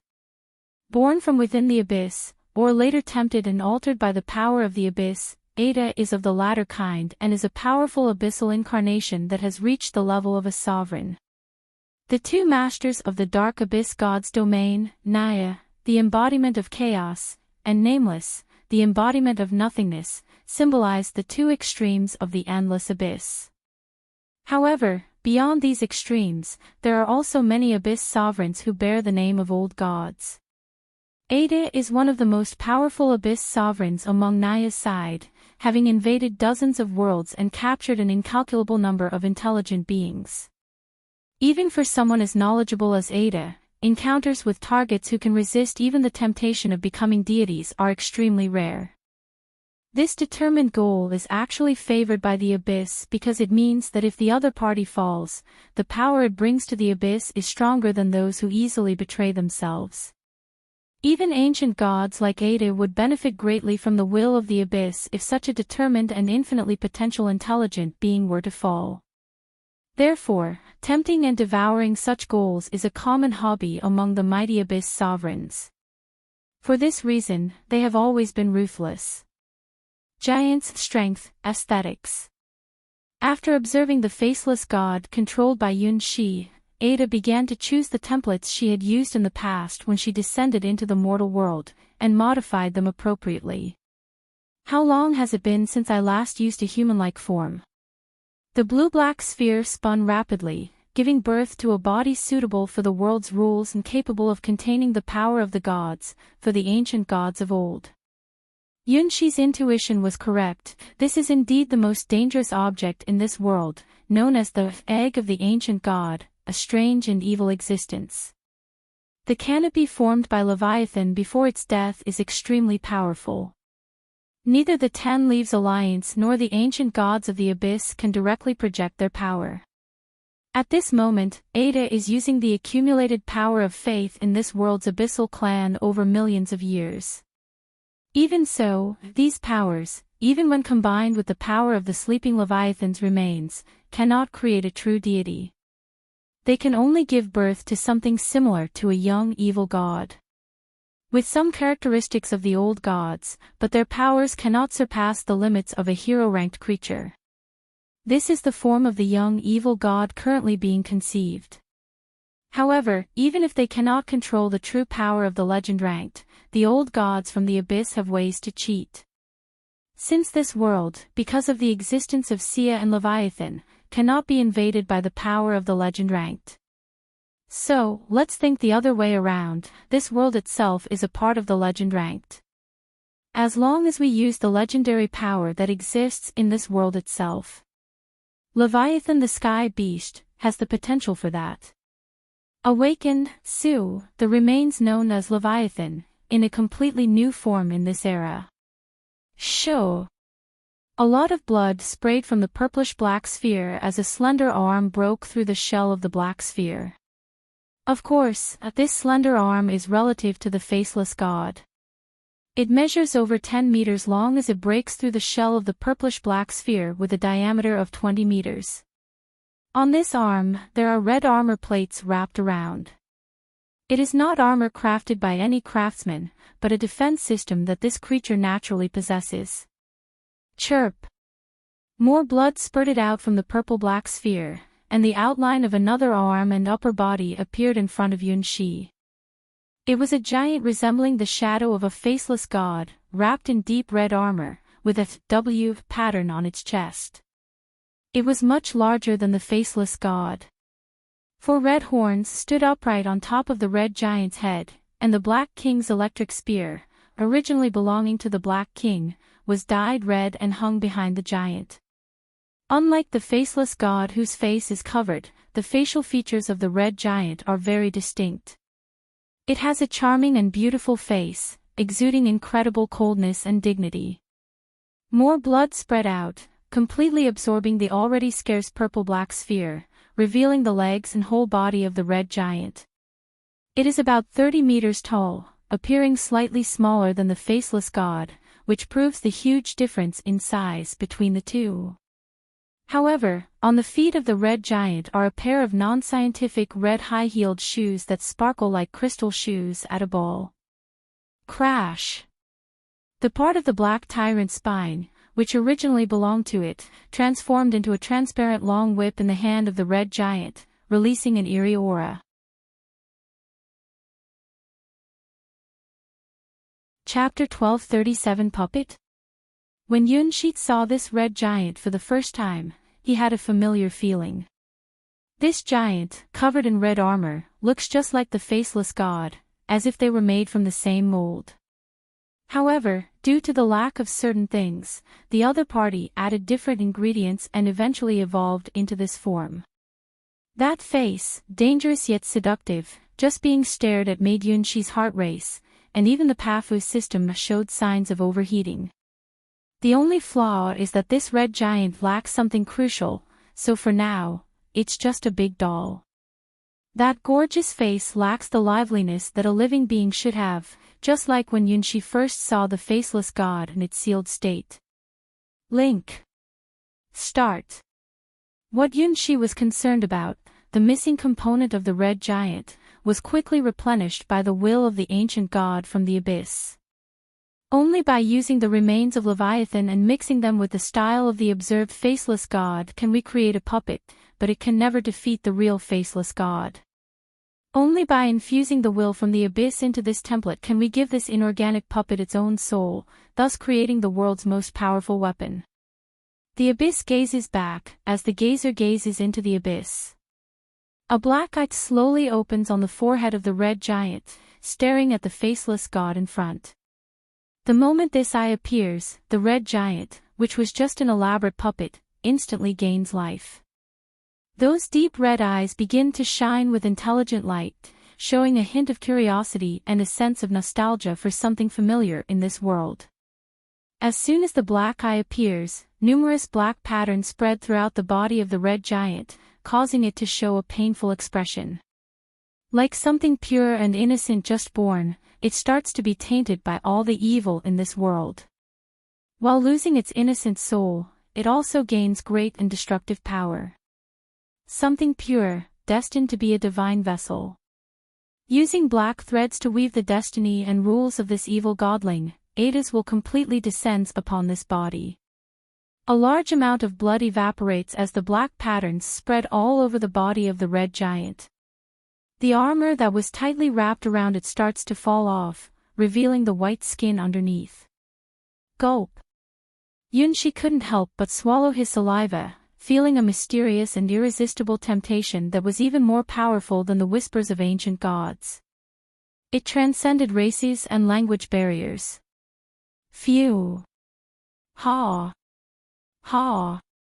Ah, The newly born red giant made a breathy sound that made people blush and their hearts race. It sobbed with a voice so tender it made people's ears turn red. Is this a mental attack? Yunshi had to admit that it was much more effective than the seemingly extremely evil whispers of the ancient gods, at least for him. Hiss. The black patterns continued to expand, tearing off half of the red giant's chest armor, revealing a large white semicircle. Yunshi was completely confused about the evolution direction of this enemy. Could it be possible to enhance combat effectiveness by voluntarily lowering one's armor? In this world, how could there be a reason that fighting power becomes stronger after clothes are torn? After tearing off half of the chest armor, the black patterns continued downward, tearing apart the skirt armor at the waist, and then shredding the leg armor together, until tearing off 2/3 of the armor of the red giant's body. As a result, most of the chest, entire back, arms, and thighs of the red giant were completely without armor, weakening its defense by half. With so much armor gone, now even a slight breath from the red giant would cause the towering mountain on its chest to shake, creating a strong sense of oppression for Yunshi. That kind of threatening feeling from the weapon is impossible to understand unless experiencing it firsthand. Alright, optimization and modification completed. After modifying this world's perfect template, which is the conclusion drawn from observing the faceless god, according to her own habits, Ada expressed great satisfaction with this work. Only such a charming and flexible posture is suitable to become a vessel for the old gods and unleash 100% of their power. Unfortunately, this body is destined to be a temporary vessel, as it was catalyzed temporarily using the remains of Leviathan, so its usage time is very limited. This is an inevitable cost. After all, this is not the abyss, and every ounce of power must be carefully used, wasting it is shameful. The red spine whip made a crisp and pleasant sound.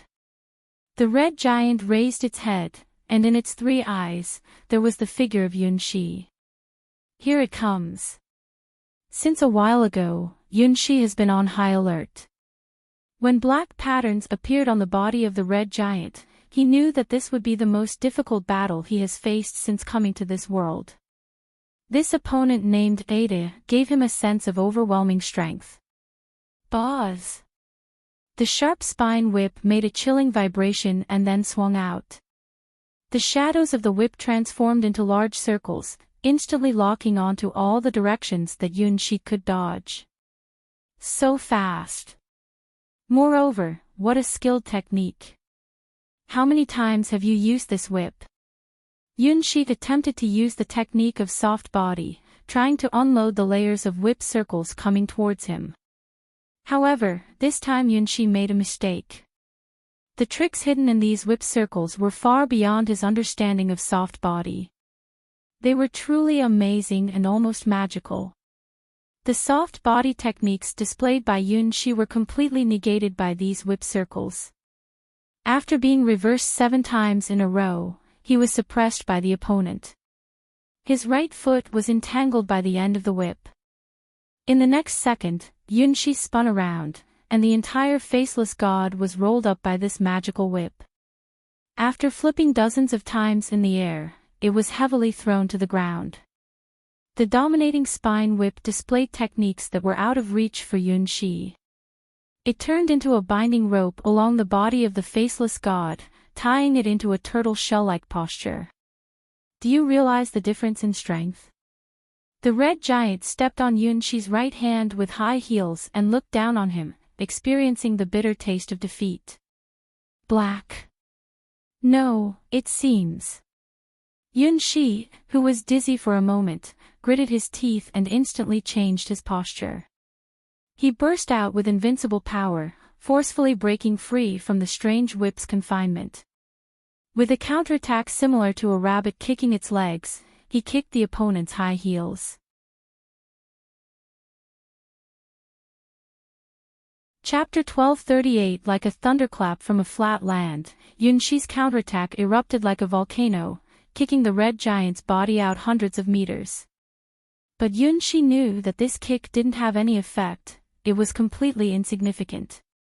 His strength, he didn't feel any power in his kick. Instead of saying that he kicked the enemy out, it's better to say that the enemy used his kick's force to retreat. Like a dancer dancing on the edge of a knife, those red high heels have an incredible agility, gently flipping in the air and landing on the ground. The spine whip that was shaken away by the faceless god is floating again beside the red giant. Amazing! After Yunshi obtained the seed of the battle god and started practicing the battle god genre, apart from his unbeatable childhood friend Huahua, this is the first time he encountered an opponent who completely suppressed him in fighting skills. Is there really such exceptional whip skills in this world? The attack from the multiple whip hoops just now directly broke through soft body's defense. Even though its force output may not be higher than the Black Overlord just now, and maybe even a bit lower, the Black Overlord was just an tireless and crazy beast, while the red giant is the strongest whip user that Yunshi has encountered. Slim body. Red high-heeled shoes that seem inconvenient to walk in. A hovering and trembling whip-like spine. In Yunshi's eyes, the red giant in front of him posed a threat that was more than 10 times greater than the previous black tyrant. Whoosh! The whip-like spine raised again. Is it the same move again? Yunshi struck a defensive posture, ready to counter the previous method of the whip's loop. Smack! The whip-like spine transformed into multiple layers of loops, sweeping towards Yunshi layer by layer. Ha! The faceless god's body emitted a large amount of white steam, sacrificing a part of Pafu's overheated body, and unleashed a multi-layered spiral punch that was definitely not inferior to the opponent. The 8-layered hoop was broken by Yunshi from the center, but just as Yunshi's strength reached its peak, the hoop suddenly scattered, causing Yunshi's burst of power to lose its target. The flexible long whip that scattered the hoop swayed like a graceful dragon, thrown by the red giant in a wonderful trajectory, and fiercely lashed onto Yunshi's back. With a loud crack sound, the body of the faceless god rolled over, completely losing balance. Oh no! Yunshi quickly adjusted his posture, supporting himself with his hands, attempting to counterattack. More hoops fell from the sky, enveloping the faceless god's entire body, followed by a sudden burst of sound that spread out. Boom! The shockwave produced by the multiple layers of hoops exploding with force slammed the faceless god into the ground, revealing Ada's masterful control of the long whip. The ground was blasted open, forming a colossal hole nearly 100 meters wide. The silver-white body of the faceless god collapsed in the center of the hole, gasping heavily. Swoosh! Whoosh! The long whip of the spine zigzagged in the sky, as if it had a mind of its own, and locked onto Yunshi. Cough! Yunshi pressed his mouth within the core of the faceless god. The whip strike exploded, piercing through the body of the faceless god and miraculously injuring Yunshi himself. As a result, the Pafu sub-body located inside the faceless god also suffered approximately 10% damage.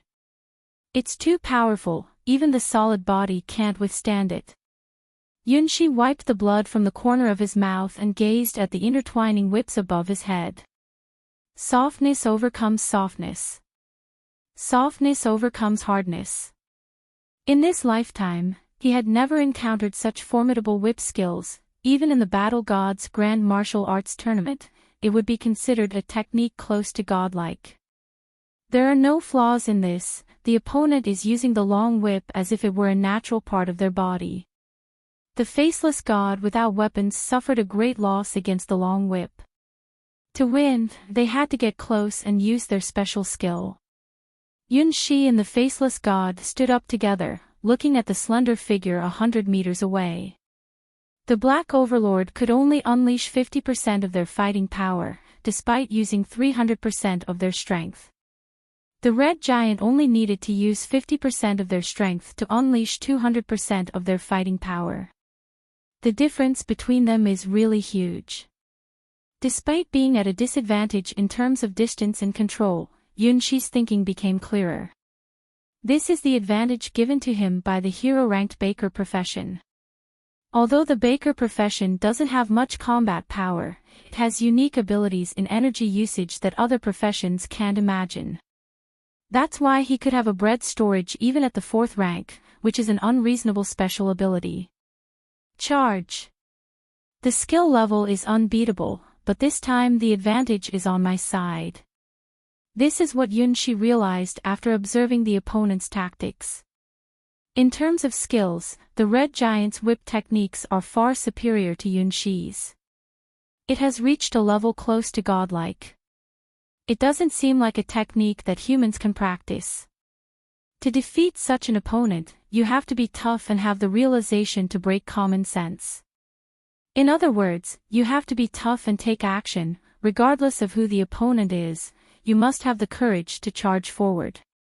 Tactics and such, they don't exist. In this desperate situation, only by showing the determination to risk everything, can we find a glimmer of hope. Whoosh! The soft whip ring rippled again, blocking in front of Yunshi. The red high heels stepped back gracefully and systematically. This is the skill of using a whip as a weapon, control. The whip, a soft weapon, doesn't rely on brute force to defeat opponents. Control, whip strikes, restraint, tormenting opponents both mentally and physically, causing them to lose their will to fight and give up. This is the preferred method for whip users. It is because of this preference that they choose such a unique weapon. For whip users, every swing of the whip is a way to question their opponents, wearing down their willpower until they finally succeed. As an ancient god of the abyss, Ada's skill in wielding the whip is truly legendary. Even if it's just a novice practitioner, many techniques that require powerful abyssal forces cannot be executed. Ada's whip mastery is unmatched by Yunshi, who is still a beginner in the battle god genre. The whip's flexible circle is first compressed along Yunshi's charge, and then springs back like a coil, reaching its limit before suddenly rebounding. Use brute force. Charge ahead with brute strength. If winning were that simple, berserkers wouldn't have died. Yunshi felt dizzy and his body spun in the air. His fierce sprint was interrupted, and he awkwardly fell to the ground after spinning several times. The body of the faceless god knelt down and made a deafening crash as it hit the ground. In the sky, layers of whip circles formed again.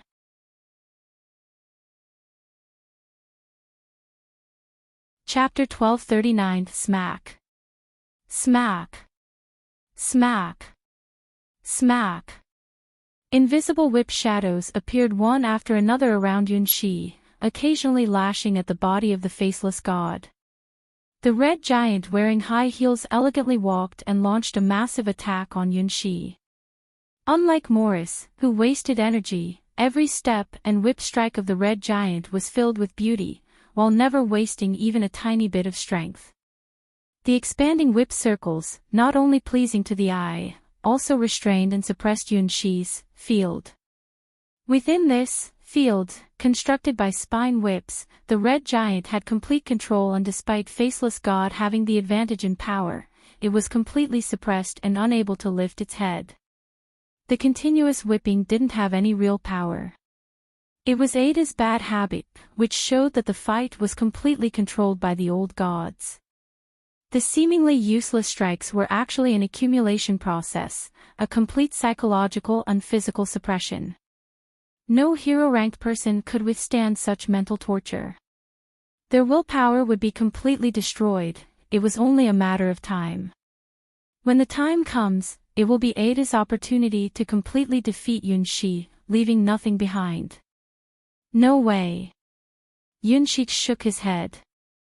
For the first time, in a state of full explosion, he was hit so hard that he became dizzy, even his sense of direction was about to be distorted. After awakening the essence of the battle god genre, the fusion of strength and gentleness, Yunshi was confident that he had made a qualitative leap in his combat skills. Although he couldn't compare to his invincible childhood friend, in real battles, he could still hold his own against formidable opponents like Desert Dragon Zaka in its dragon form. His battles against the Black Iron Giant, Emerald Sea Dragon Beast, and Rift Space Dragon also proved this point, giving him some confidence in himself. Now his confidence is about to disappear, at least this time his opponent, named Ada, the Red Giant, is far superior in skill than him. After being whipped 3 times in a row, Yunshi had to admit that the technique of his opponent wielding the whip was beyond his imagination. Whether it was the initial entanglement, the following strikes, or the just now flings, they were all superb techniques that Yunshi had never encountered before, and he couldn't defeat them whether it was a solid or soft body. Completely controlled, unable to think of a way to break through, thoroughly at a significant disadvantage. Moreover, this is probably not even the full strength of the opponent, as the spear that almost killed Elphilus has not been used yet. Yunshi doesn't believe that this red giant will be like Morris just now, unable to unleash even the basic power of this terrifying spear. Desperate, perhaps it is the description of the current situation. However, Yunshi will not give up. Elphilus, for you. I will win. Regardless of the cost. The faceless god rose again, even though whipped until his skin was covered in scars, Yunshi never gave up. It had nothing to do with the trial of the stars, it was Yunshi's own will. Those who hurt Elphilus will pay in blood. Morris was crushed, but the true mastermind was still there, right in front of him. Pafu! Pafu! Pafu! Pafu, located in the gemstone on Yunshi's chest, nervously informed him that the entire Pafu system had lost 1/3 of its power. Ada's 3 lashes were not ineffective. Whether it was when she tied him with the turtle shell or when she directly whipped him, or even the recent attack, they all had a terrifying force that penetrated the faceless god's defense and injured Yunshi. Yunshi's own willpower can resist the temptation of all abyss whispers, but his body hasn't reached that level yet. The consecutive lashings indeed hurt Yunshi and caused him injuries. On his snowy white skin quietly appeared black whip marks, one on his chest, one on his back, and one on his shoulder. These were Ada's achievements in battle. 1/3 of the Pafu system died, even though they sent out the remains of the deceased Pafu entity. The actions of the faceless god were still affected. Since the appearance of the red giant, Yunshi hadn't even touched its edges. The difference in combat power between the two sides was so vast that it couldn't be called a battle anymore, but rather a completely one-sided interrogation. The spine that was almost completely snapped in Yunshi's hand had now become his nightmare. It's okay. This slight pain, compared to the terror of death, is not worth mentioning at all. Yunshi comforted the restless Pafu inside the dragon jewel. In the dark forest, he had faced the extreme cruelty multiplied several times when confronting the almost invincible green-skinned hippo. Was squashed to death. Was sat on and crushed by a big bottom. Was smashed by the huge paw of a hippopotamus. Was directly eaten by the big mouth of the hippopotamus. There were too many ways to die, which made Yunshi feel a certain kind of fate-like, irresistible urge to kill the green-skinned hippo. At the same time, it granted him an extraordinary strong and resilient will that no other disciple of the battle god genre had ever possessed. Only by facing the terrifying aspects of death could he overcome his own fear. Never give up until the very end. Will never sacrifice easily before the last moment. The difference in fighting ability between him and the Red Giant is far from the difficulty he faced when he was just a second-rate ordinary man using a novice iron sword to challenge the green-skinned hippo. Even in terms of strength alone, he, the faceless god, may surpass the other. Is the difference in battle experience and skills. In terms of battle experience, there may be no solution for now, but as for skills. Yunshi felt a deep breath as the Pafu's sub-bodies inside the faceless god multiplied again. Yes. Even though he cannot temporarily use the unique seed system of the Starchild and the Star Wings, the permanent god weapon, because of the incorporation of about 1/5 of the star-hunting dragon Mumu Neribel's flesh, he still has his own trump card. Divine Sword Skill. This is Yunshi's strongest power apart from the Star Wings, which may bring great disaster. Even though he currently doesn't have a sword in his hand, he cannot display the flying sword. However, another divine sword skill doesn't require a sword in hand and can be used. This divine sword skill doesn't require a god weapon, but instead uses one's own wisdom and imagination to create a sword that opens the door to victory. It exists and yet doesn't exist. It feels close, yet seems far away. It is there, but not there. It has driven countless scholars and even gods crazy, suspecting it as the mastermind behind this world. Graceful and mysterious. It brings luck to oneself and misfortune to opponents. This is the cute and mysterious little creature that Yunshi wants to summon. Meow. Come here, cat. Open for me, the door to infinite dimensions. Yunhai's Quadrant Sword.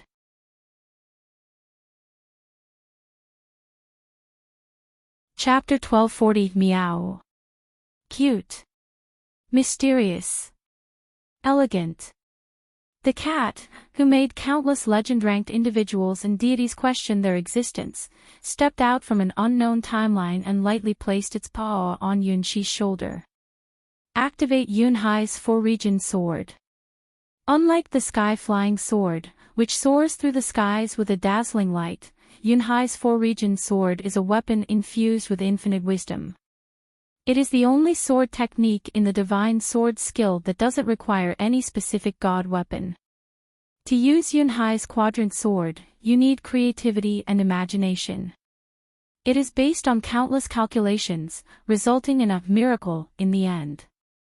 It's not like an infinite repetition of adding 1 plus 1. It is essentially a guess at what wonderful result can be obtained by analyzing the addition of 1 and 1. Yunhai, the sword master, used millions of grass spirits, big grass spirits, and little bees as test subjects, and step by step, he discovered and achieved the divine sword. It made countless deities doubt if their brains were not enough, and it raised the question that shook their worldview, the cat, that is the key to unlocking Yunhai's Quadrant Sword. Yunshi doesn't have the innate mathematical talent of Yunhai, the sword master, nor can he deduce the complex formulas that now make countless mathematicians jump and argue endlessly. However, he really likes cats. The mysterious cat, who seems to exist and not exist at the same time, also seems to really like Yunshi. With the elegant meow sound, Yunshi's mind was filled with countless exploding stars, and a mix of data and inspiration, weaving together the elements needed to create a miracle. In the previous time, Yunxi used the power of Yunhai's quadrant sword to activate the sky-flying sword, but this is not the only use of Yunhai's quadrant sword. Now, without the star wings, he cannot provide the elements needed to support the sky-flying sword, so this time, activating Yunhai's quadrant sword is seeking a different solution. Ignoring all processes, no matter how unreasonable or strange, as long as the possibility exists, Yunhai's quadrant sword will show the path to Yunxi. What Yunxi needs to do is to seize that possibility and create a miracle. No matter how unbelievably bizarre the method may be, it leaves people stunned. As long as the box is not opened, no one knows the state of the cat inside the box, meaning there are infinite possibilities. Once the box is opened, the existence of the cat will be determined, alive or dead. This question can be applied to any world or any problem. As long as the result is not known yet, it is unpredictable. In the future, there are endless possibilities. Yunhai's quadrant sword aims to capture the future that will defeat Ada and bring victory to Yunxi. Swing the sword and show Yunxi that future. This is the mystery of Yunhai's quadrant sword. Of course, this future must exist, just like when Yunxi was blocked by his 4 ex-girlfriends.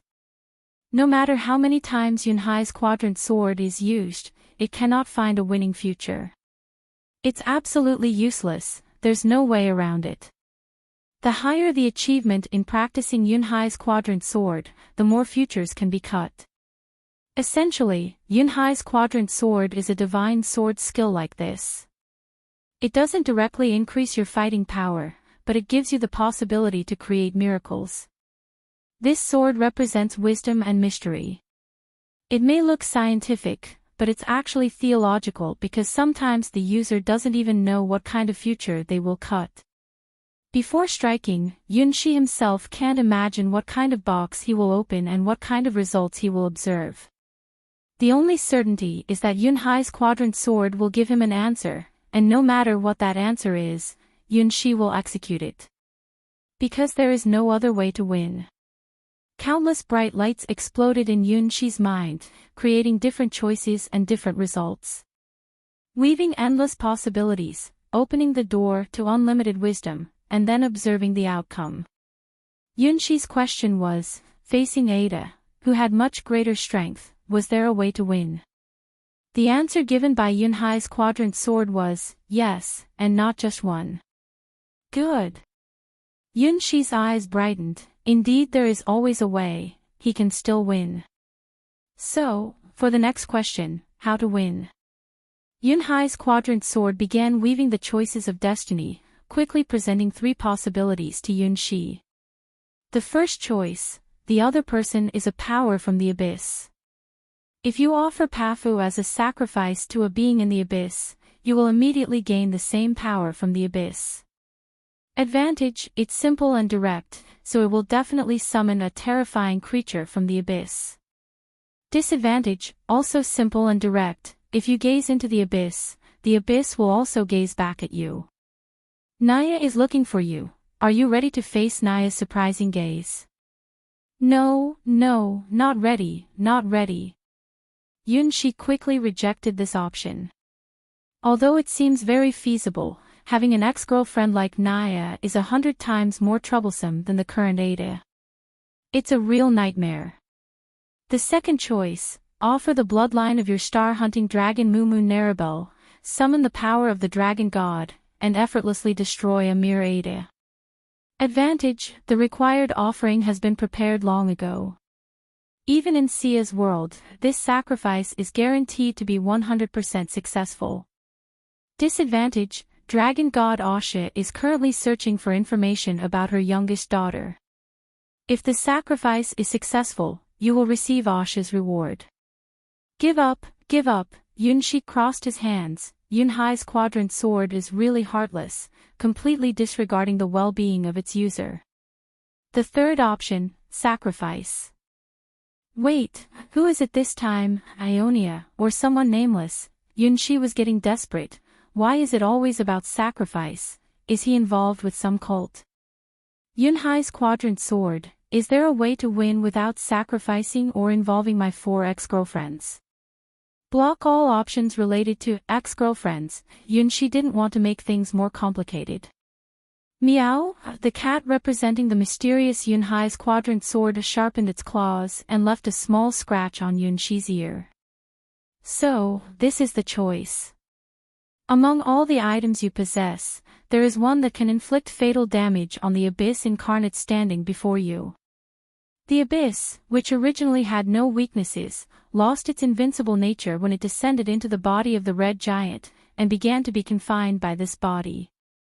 With a container, you can fully use your own power in accordance with the rules of this world, but you will also be limited by the container.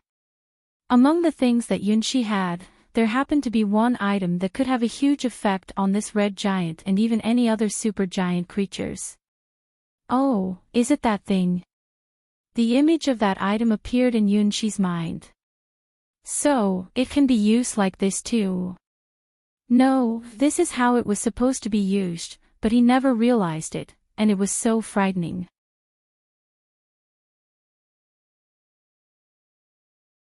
Chapter 1241. In this world, all phenomena are the results of exchanges. Every choice leads to countless branches and gives birth to numerous possibilities.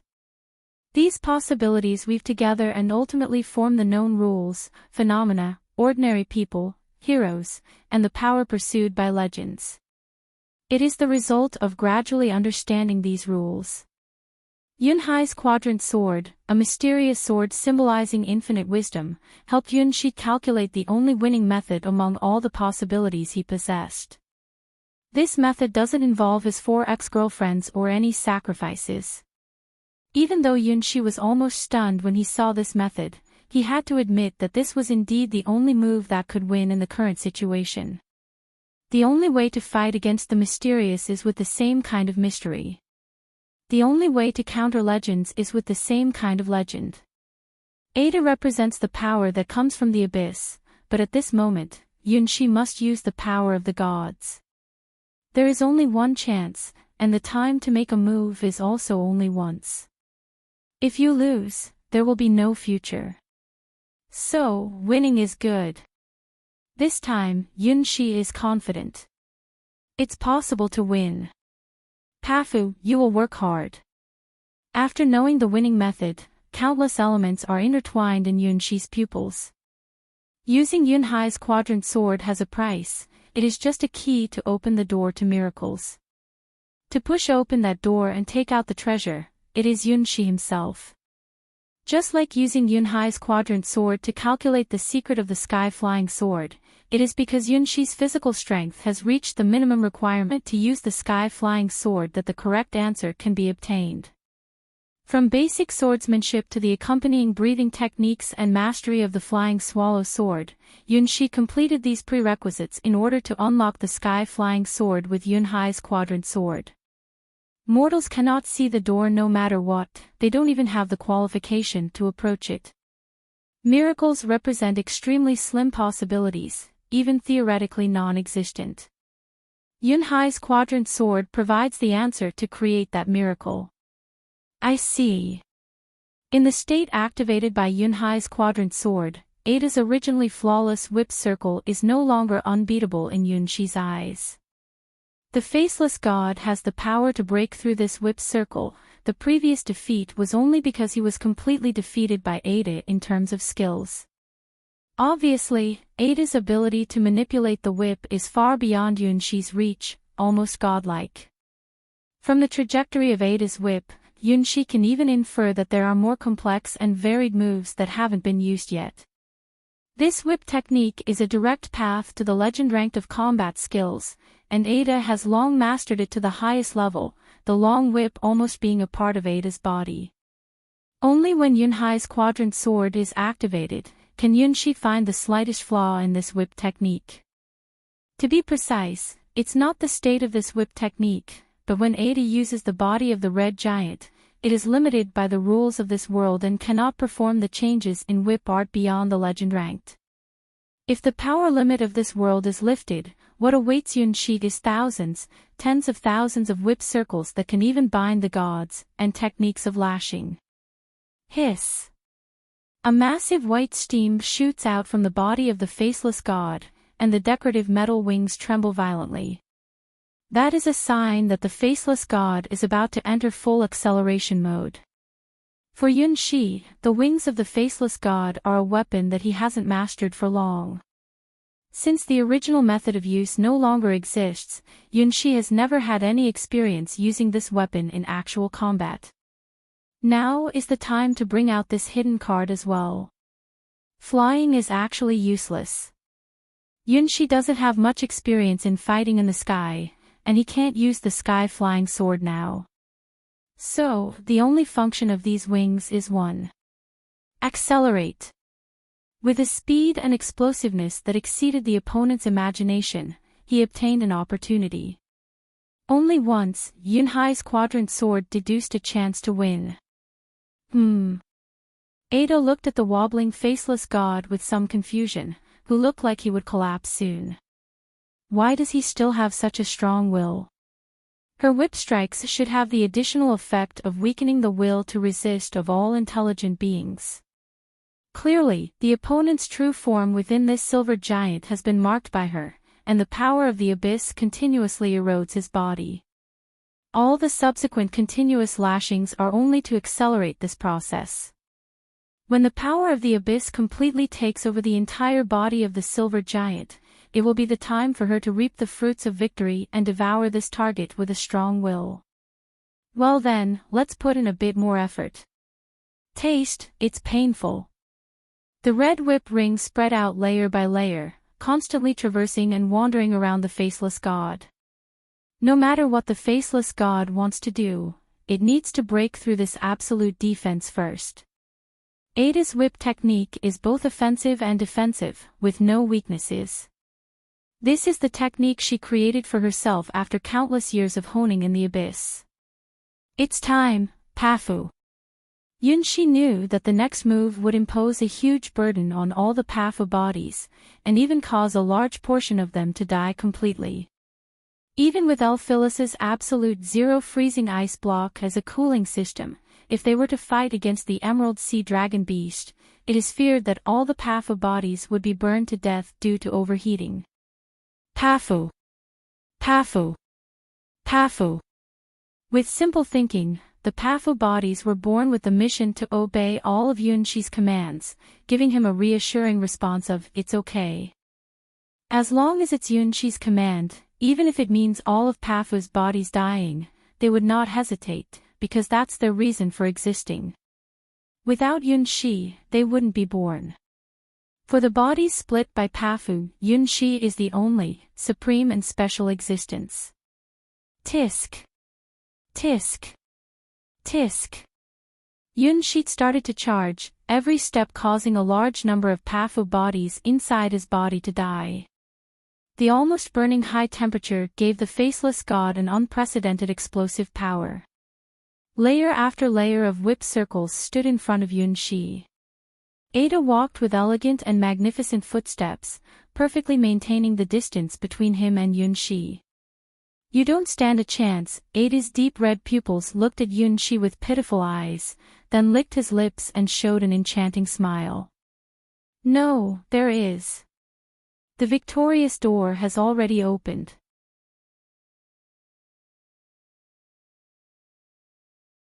Chapter 1242 Boom. The first punch, with the roaring sound of metal wings behind it, forcefully crashed onto the stacked 9 layers of whip circles. The soft whip circles absorbed the power of the faceless god's punch, causing the spine to deform, and then it voluntarily contracted back. Yunxi had just experienced this scene as well. It seemed like the whip circles were scattered, but in reality, it was not like that at all.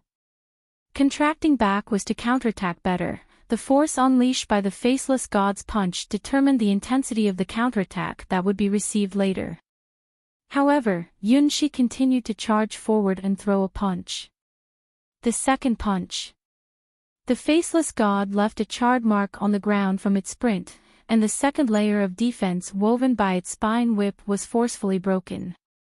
2 layers of the 9-layer whip circle lost their effectiveness. The red giant continued to retreat methodically, while not forgetting to swing its spine whip. Everything is within grasp. No matter how fierce and powerful you charge, it only makes the counterattack of the whip circle more powerful. Using your own strength to counterattack yourself is the advanced mastery of the whip's technique. Oh! Yunshi knew he would face the strongest counterattack. The more strength he exerted now, the more powerful the whip circle's rebound would be later. The Pafu clones let out cries of despair, losing their connections one after another, while new Pafu clones continued to be born, striving to fill the void left by the previous generation's passing. Green powder sprayed out from the faceless god's nozzle along with white steam, which represented the radiant lives of the Pafu clones. Punch! Punch! Punch again! By exerting its power to the limit, the explosive sound phenomenon behind the faceless god constantly bursts forth, and each punch heavily strikes the seemingly endless rotating whip circle. The third level. The fourth level. The fifth level. Just like a complete replay of the previous scene, the faceless god in the assault revealed its terrifying power and easily shattered more than 5 layers of whip circles. It's almost done. Should the power have decreased somewhat? Ada wielded a long spine whip, preparing to perform the skill of a shock, returning all of Yunshi's punch force in one breath. The whip ring, absorbing enough impact, showed signs of slight heat, enough to return Yunshi's attacks with double the power. Just like a tightly compressed spring, the greater the pressure it receives, the greater the force it rebounds with. And, fourth layer. Yunshi clenched his teeth in the face of the faceless god, and the dragon's gem on his chest began to glow. Pafu, go all out. This was a command rarely given by Yunshi to Pafu, indicating that Pafu needed to make more sacrifices, even risking harm to its own body. Even with Pafu's special slime constitution, once its life force was completely burned, it would not recover in just 1 or 2 days. When defeating the Emerald Sea Dragon Beast, only Pafu's sub-body was burning, and Yunshi didn't use Pafu's original life force. Now, he had to gamble everything. Pafu! The green main body of Pafu emerged from Yunshi's chest, and its body began to split and send more new sub-bodies into the body of the faceless god. Pafu's system entered the highest level of overload mode. Behind the faceless god, the feathers of the metallic wings shimmered one by one. Those were the Pafu drones sacrificing their lives to generate greater propulsion. Then, Yunshi stepped forward. With the tremendous momentum brought by the wings of the faceless god, Yunshi struck the final 4 layers of defense on the Ada barrier with a weapon more fearsome than a fist and at a faster speed. Huh, do you still have more strength? So, do you want to endure a rebound of 400%? The silver, heavy foot struck the fully charged Ada barrier 3 times, effortlessly breaking through 3 layers of its final defense. However, this was also the limit. Even with such an unexpected burst of power, the last layer of the Ada barrier remained unyielding, protecting the red giant. Whether through punches or kicks, it was absolutely impossible to break through this final barrier. Furthermore, the red-hot whips along the spine had absorbed enough strength to launch a counterattack of 400%. The next second waiting for the faceless god would be a shockwave strong enough to send him flying. And, the final layer. The Pafu system in Yunshi's limbs was almost completely destroyed due to overload, so he could only use the metal wings on his back to propel himself and let out a soul-shaking roar, fiercely biting towards the whip circle. Zing! Ada's astonished eyes witnessed the breakthrough of the last layer of defense, as the faceless god rushed to a distance just 1 step away from the red giant, although it only had a head. However, what does that matter? Ada looked at the faceless god, who had seemingly exerted all its strength to charge forward, with confusion. What can you do in 1 second? The power accumulated in the whip circle didn't disappear, and in the next second, a 400% counterattack would completely blast the opponent away. So, why would you charge through all defense circles with just a head? Could it be that you want to bite me? Ah woo. Yunshi really did it, controlling the head of the faceless god, with all nerves connected to it. Hands, feet, spine, and all other parts lost connection. Inside, 99% of the Pafu's sub-bodies died, leaving only the intact Pafu's system in the head. Opportunity, only once. The chance to attack the almost unbeatable enemy in front of him probably lasted less than a second. For this less than a second opportunity, over 90% of the faceless god's Pafu clones inside died due to overheating, and there will definitely be no next chance. Go! The forehead of the faceless god crashed into the forehead of the red giant, and then they bit, or you could say kissed, the lips of the red giant. Use the designated special item, Hydra the water god's sake cup. The fragrant liquid from the lips passed through the lips of the faceless god and into the lips of the red giant. This is, by the time Ada realized that something seemed off, everything had already ended. The red whip hoop, counterattack shock. More than 400% of Yunshi's attack power was reflected onto the faceless god. A massive shockwave erupted, causing the faceless god to feel as if it had collided with a giant spring, transforming its entire body into a silver line that crashed into the distant mountains. Unnatural red flushes appeared on the cheeks of the red giant, followed by half kneeling on the ground, its entire body swaying unsteadily. The poison wine of the divine era began to take effect. This was Yunshi's ultimate strategy, the Hydra's cup assault.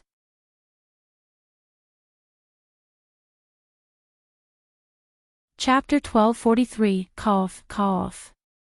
Deep within the mountains, in a massive canyon that could be hundreds of kilometers away from the central area, a silver hand weakly pushed aside the debris covering it, revealing the outline of the faceless god.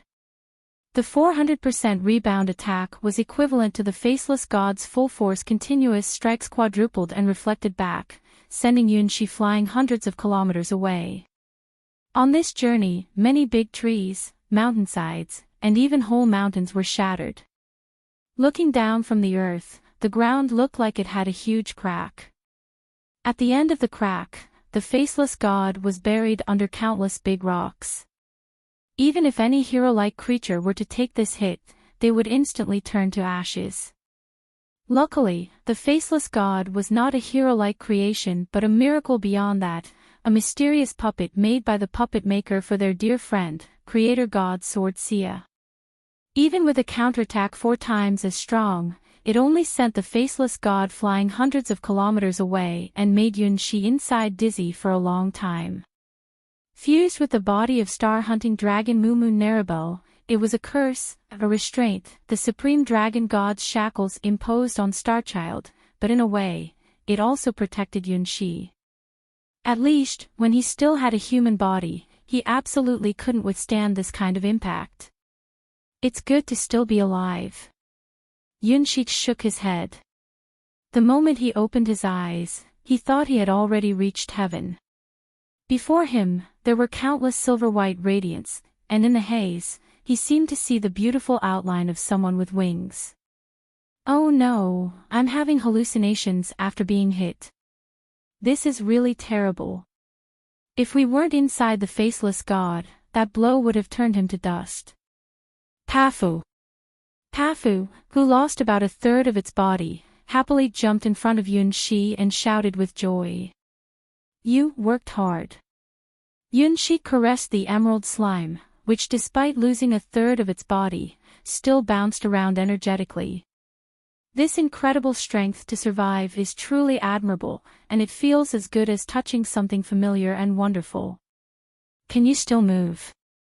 Yunshi felt almost completely disconnected from the faceless god, with only one hand, his head, and a bit of instinct left. Pafu, who contributed to Yunshi's full-strength attack by sacrificing a third of its body, immediately started splitting, giving birth to a new generation of Pafu offspring at the cost of its own body. Compared to the Pafu bodies that sacrificed during the battle just now, the new Pafu bodies that have experienced tremendous impact have become even more resistant to high temperatures and impact, which is the talent of the slime clan. No matter how harsh the environment, whether it's high temperatures, extreme cold, or even the dark abyss, the slimes can always evolve corresponding physiques and persist against all odds. No one knows how many subspecies the slime clan has. Although it's almost impossible for this clan to give birth to intelligence, in terms of their talent for reproduction and division, it wouldn't be an exaggeration to say they're the best in the entire Endless Gods domain. Pafu. Pafu. Soon, a somewhat struggling new Pafu system was split apart, with a completion rate of only about 50% of its peak period. But this was already the desperate accomplishment of the Pafu. Great, still able to fight. Losing half of the Pafu system, Yunshi's manipulation ability over the faceless god weakened significantly. He couldn't unleash the explosive onslaught like before, and he couldn't use the magnificence of Sky Dance, the battle god genre's divine technique. But as long as he could move, that was good enough. Until the very end, never give up hope. Until the very end, never speak lightly of sacrifice. It is with this belief that miracles can be created. Boom! The silver fist broke through the stones and soil that fell on the faceless god, and Yunshi controlled the seemingly unsteady faceless god to stand up from the depths of the canyon. The metallic feathers spread out, shaking off all dirt and debris from the faceless god, revealing its gentle face and perfect body. Truly a god's vessel, the legendary miracle of the field, untouched by any dust, forever pure. With hero-ranked abilities, it seems that even a fraction of the divine vessel's power cannot be unleashed. It represents the future of this world. With somewhat unsteady steps, Yunshi begins to return to the battlefield. Along the way, he realizes how terrifying the previous recoil was. The gigantic body of the faceless god was almost like a bullet being shot out. In the middle of the mountains, a huge crack was blasted out, about hundreds of meters wide and over 100 kilometers long. The landscape of the entire mountain range was partially changed. The closer to the central battlefield, the more you could feel how terrifying the red giant's whip skills were in that split second. However, the one who won was the faceless god, Yunshi. In the center of the battlefield, amidst complete chaos or drunkenness, stood the red figure, the best proof. The world is spinning around. The transparent red high heels walked in a messy manner, no longer having the elegance and composure from before. Who am I? Where did I come from? Where is this? Yunshi had seen all sorts of drunken people. Some would cry loudly, some would laugh, and others would start babbling nonsense immediately. It seemed that this terrifying being from the abyss belonged to the worst kind of alcoholic drinks.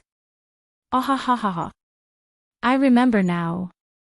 I am the world's first queen. All kneel and accept my punishment. The queen's will is absolute, the queen is always the most beautiful woman in the world.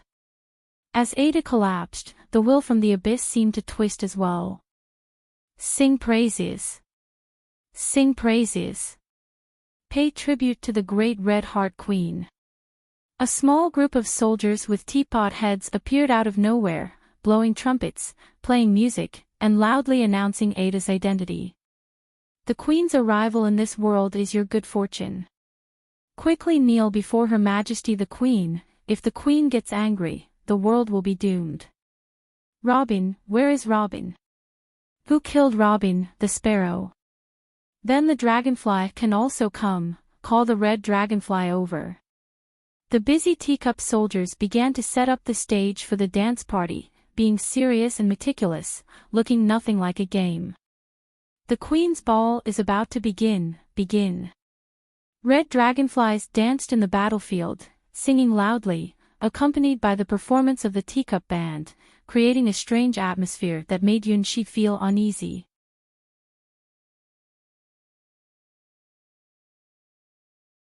Chapter 1244. Originally, It was thought that victory in battle was determined by pouring Hydra's poison wine into the enemy's body, but now it seems that was too naive. The method derived from Yunhai's quadrant sword is just the key to victory. It doesn't mean that pouring divine era's fine wine guarantees a win. As for why it is poured with the lips, Yunshi also wanted to use his hands, but in the end, the only thing that could break through the defense of the Ada's ninefold whip ring was the head of the faceless god. What could he do? Gulp. After spinning many times, the giant in red lifted up their skirt, and their armor transformed into a decoration that resembled a ballroom gown. The queen is hosting a ball. The ball is about to begin. Where is the prince? Quickly, find the prince. A white horse, a white horse. The teacup soldiers, who seemed to have appeared out of nowhere, hastily set up the long tables and chairs needed for the ball while continuously summoning new servants. Soon enough, chefs wearing tall, white hats, with round figures and beards, arrived. They brought in a large quantity of ingredients and started making desserts and fruit platters. Present the queen with a salute of cannons. A procession carrying giant cannons over 10 meters tall appeared. To the giant in red, these cannons seemed like small toys. But from a human's perspective, they were undeniably large-scale weapons of destruction. Boom! Boom! Boom! More numerous and complex magical fireworks appeared in the sky than the underground cemetery collection. The unidentified procession displayed their firing skills to the fullest, and each cannonball hit with incredible precision. 5 rings. 6-pointed star. 12 zodiac signs. The unimaginable art of fireworks, performed to perfection by these non-human procession soldiers. It felt as if they had practiced millions of times. The white horse is here. Huff, drip, drip. A huge unicorn cried out, its face full of tears and blood as it was pulled out from a door by thousands of teacup soldiers. No, I'm not a horse, I'm a bright unicorn that can only be ridden by pure and beautiful maidens. I'm not a white horse, I will never let any prince ride me. Oh my, you bunch of cursed lackeys, listen when someone speaks. The tear-stained complaint was so heart-wrenching, but unfortunately, the teacup soldiers would not listen to the protests of the white unicorn. Who is your master? I am a member of the Western Gods' Domain Holy Forest Alliance, and I protest. The white unicorn struggled desperately, trying to break free from the chains that bound it, until it saw the dancing red giant. In an instant, the sacred unicorn was frozen, as if it had seen the coming of doomsday. It is Queen Ada's command that cannot be disobeyed. Disobey, death. Praise the great queen, she is the forever ruler of hearts. If you don't listen, I will roast you and eat you. Many teacup soldiers skillfully put saddles on the frozen white unicorn. Oh my! What kind of place is this? Am I in a nightmare? How can I encounter the Queen of Hearts, the ruler of nightmares? The sacred unicorn cried, even among the old gods, she was one of the most terrifying. Ada, one of the most fearsome rulers under the Chaos Lord Naya, also the ruler of Nightmare World, has the innate power to travel through multiple worlds, symbolized by a heart and an evil eye. The Queen of Hearts is her title in Nightmare World. The Lord of the Evil Eye is her title in the Abyss. She is the only ruler to hold the highest titles in both the Abyss and Nightmare worlds.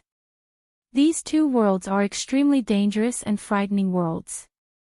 The Abyss, it contains many evil gods and indescribable creatures, often giving birth to monsters that even the gods fear. Nightmares are the hidden aspects of countless sentient beings' consciousness, as well as the graves of gods and many great beings, which don't exist in the real world. Whether it's the Abyss or the Nightmare, there is one common point: once living creatures enter, they are basically unable to return, and even if they do come back, they are usually not the same as before. The connection point between the abyss and the endless God's domain is mainly in the southern God's domain. Nightmares, on the other hand, are everywhere, an unknowable and unobservable world, with very few living beings appearing in the real world. Ada is an extremely rare king who holds both the titles of Abyss and Nightmare rulers. Legend has it that she possesses two completely different aspects because of this. In Ada's Abyss form, she takes the form of a giant evil eye. The Ada with a horrifying appearance transformed into a queen wearing a red queen's dress. If encountering a Ada in an abyssal state, without the legend ranked, it is undoubtedly doomed, as the evil-eyed sovereign is one of the most terrifying killers and destroyers in the abyss. The Ada with a horrifying appearance is just a legend. It is said that everyone who sees this appearance goes mad and becomes a part of the nightmare world. I don't want it. I am still so young and haven't met the pure flower-crowned girl I love. I am not a white horse, you have mistaken me. The teacup soldiers suddenly became quiet and stared at the struggling unicorn with cold eyes. If you're not a white horse, then you can only be eaten. A horse that is not a white horse has no value in attending the banquet. What the queen loves is a prince riding a white horse. The fairy tale chefs who were making desserts also showed scary smiles. We can also make the feast with sacred unicorn's blood. The taste is really good. The sacred unicorn shed tears of blood, and lowered his head sadly, raising his hooves. I am a white horse, the prince's good partner, a white horse. He seemed to have accepted his fate. So, is the prince ready? After solving the white horse's problem, the teacup soldiers all looked at Yunxi. Strange, what exactly happened? Without understanding that Ada had another side, Yunxi had a feeling that things had been developing in a completely unfamiliar direction. No one can refuse the invitation from Her Majesty the Queen. Only the most handsome prince can receive an invitation to the Queen's Ball. This is the 12th masquerade ball of the Red Heart Queen, and you are the first white horse prince to be invited. The teacup soldiers politely arranged the dining table, waiting for the white horse prince to take his seat. Yunxi knew he should refuse, but he felt a strange force pulling him towards the enormous table, step by step. Let the matchmaking ball of Her Majesty the Queen begin. You're tuning into the LoveLore Library YouTube channel. We're so grateful for your support, and don't forget to subscribe to join us on this incredible journey through captivating stories. Your generosity through donations truly makes a world of difference, as it's the primary source of revenue that allows me to expand and enhance this channel for you. Thank you from the bottom of my heart for being a part of this adventure.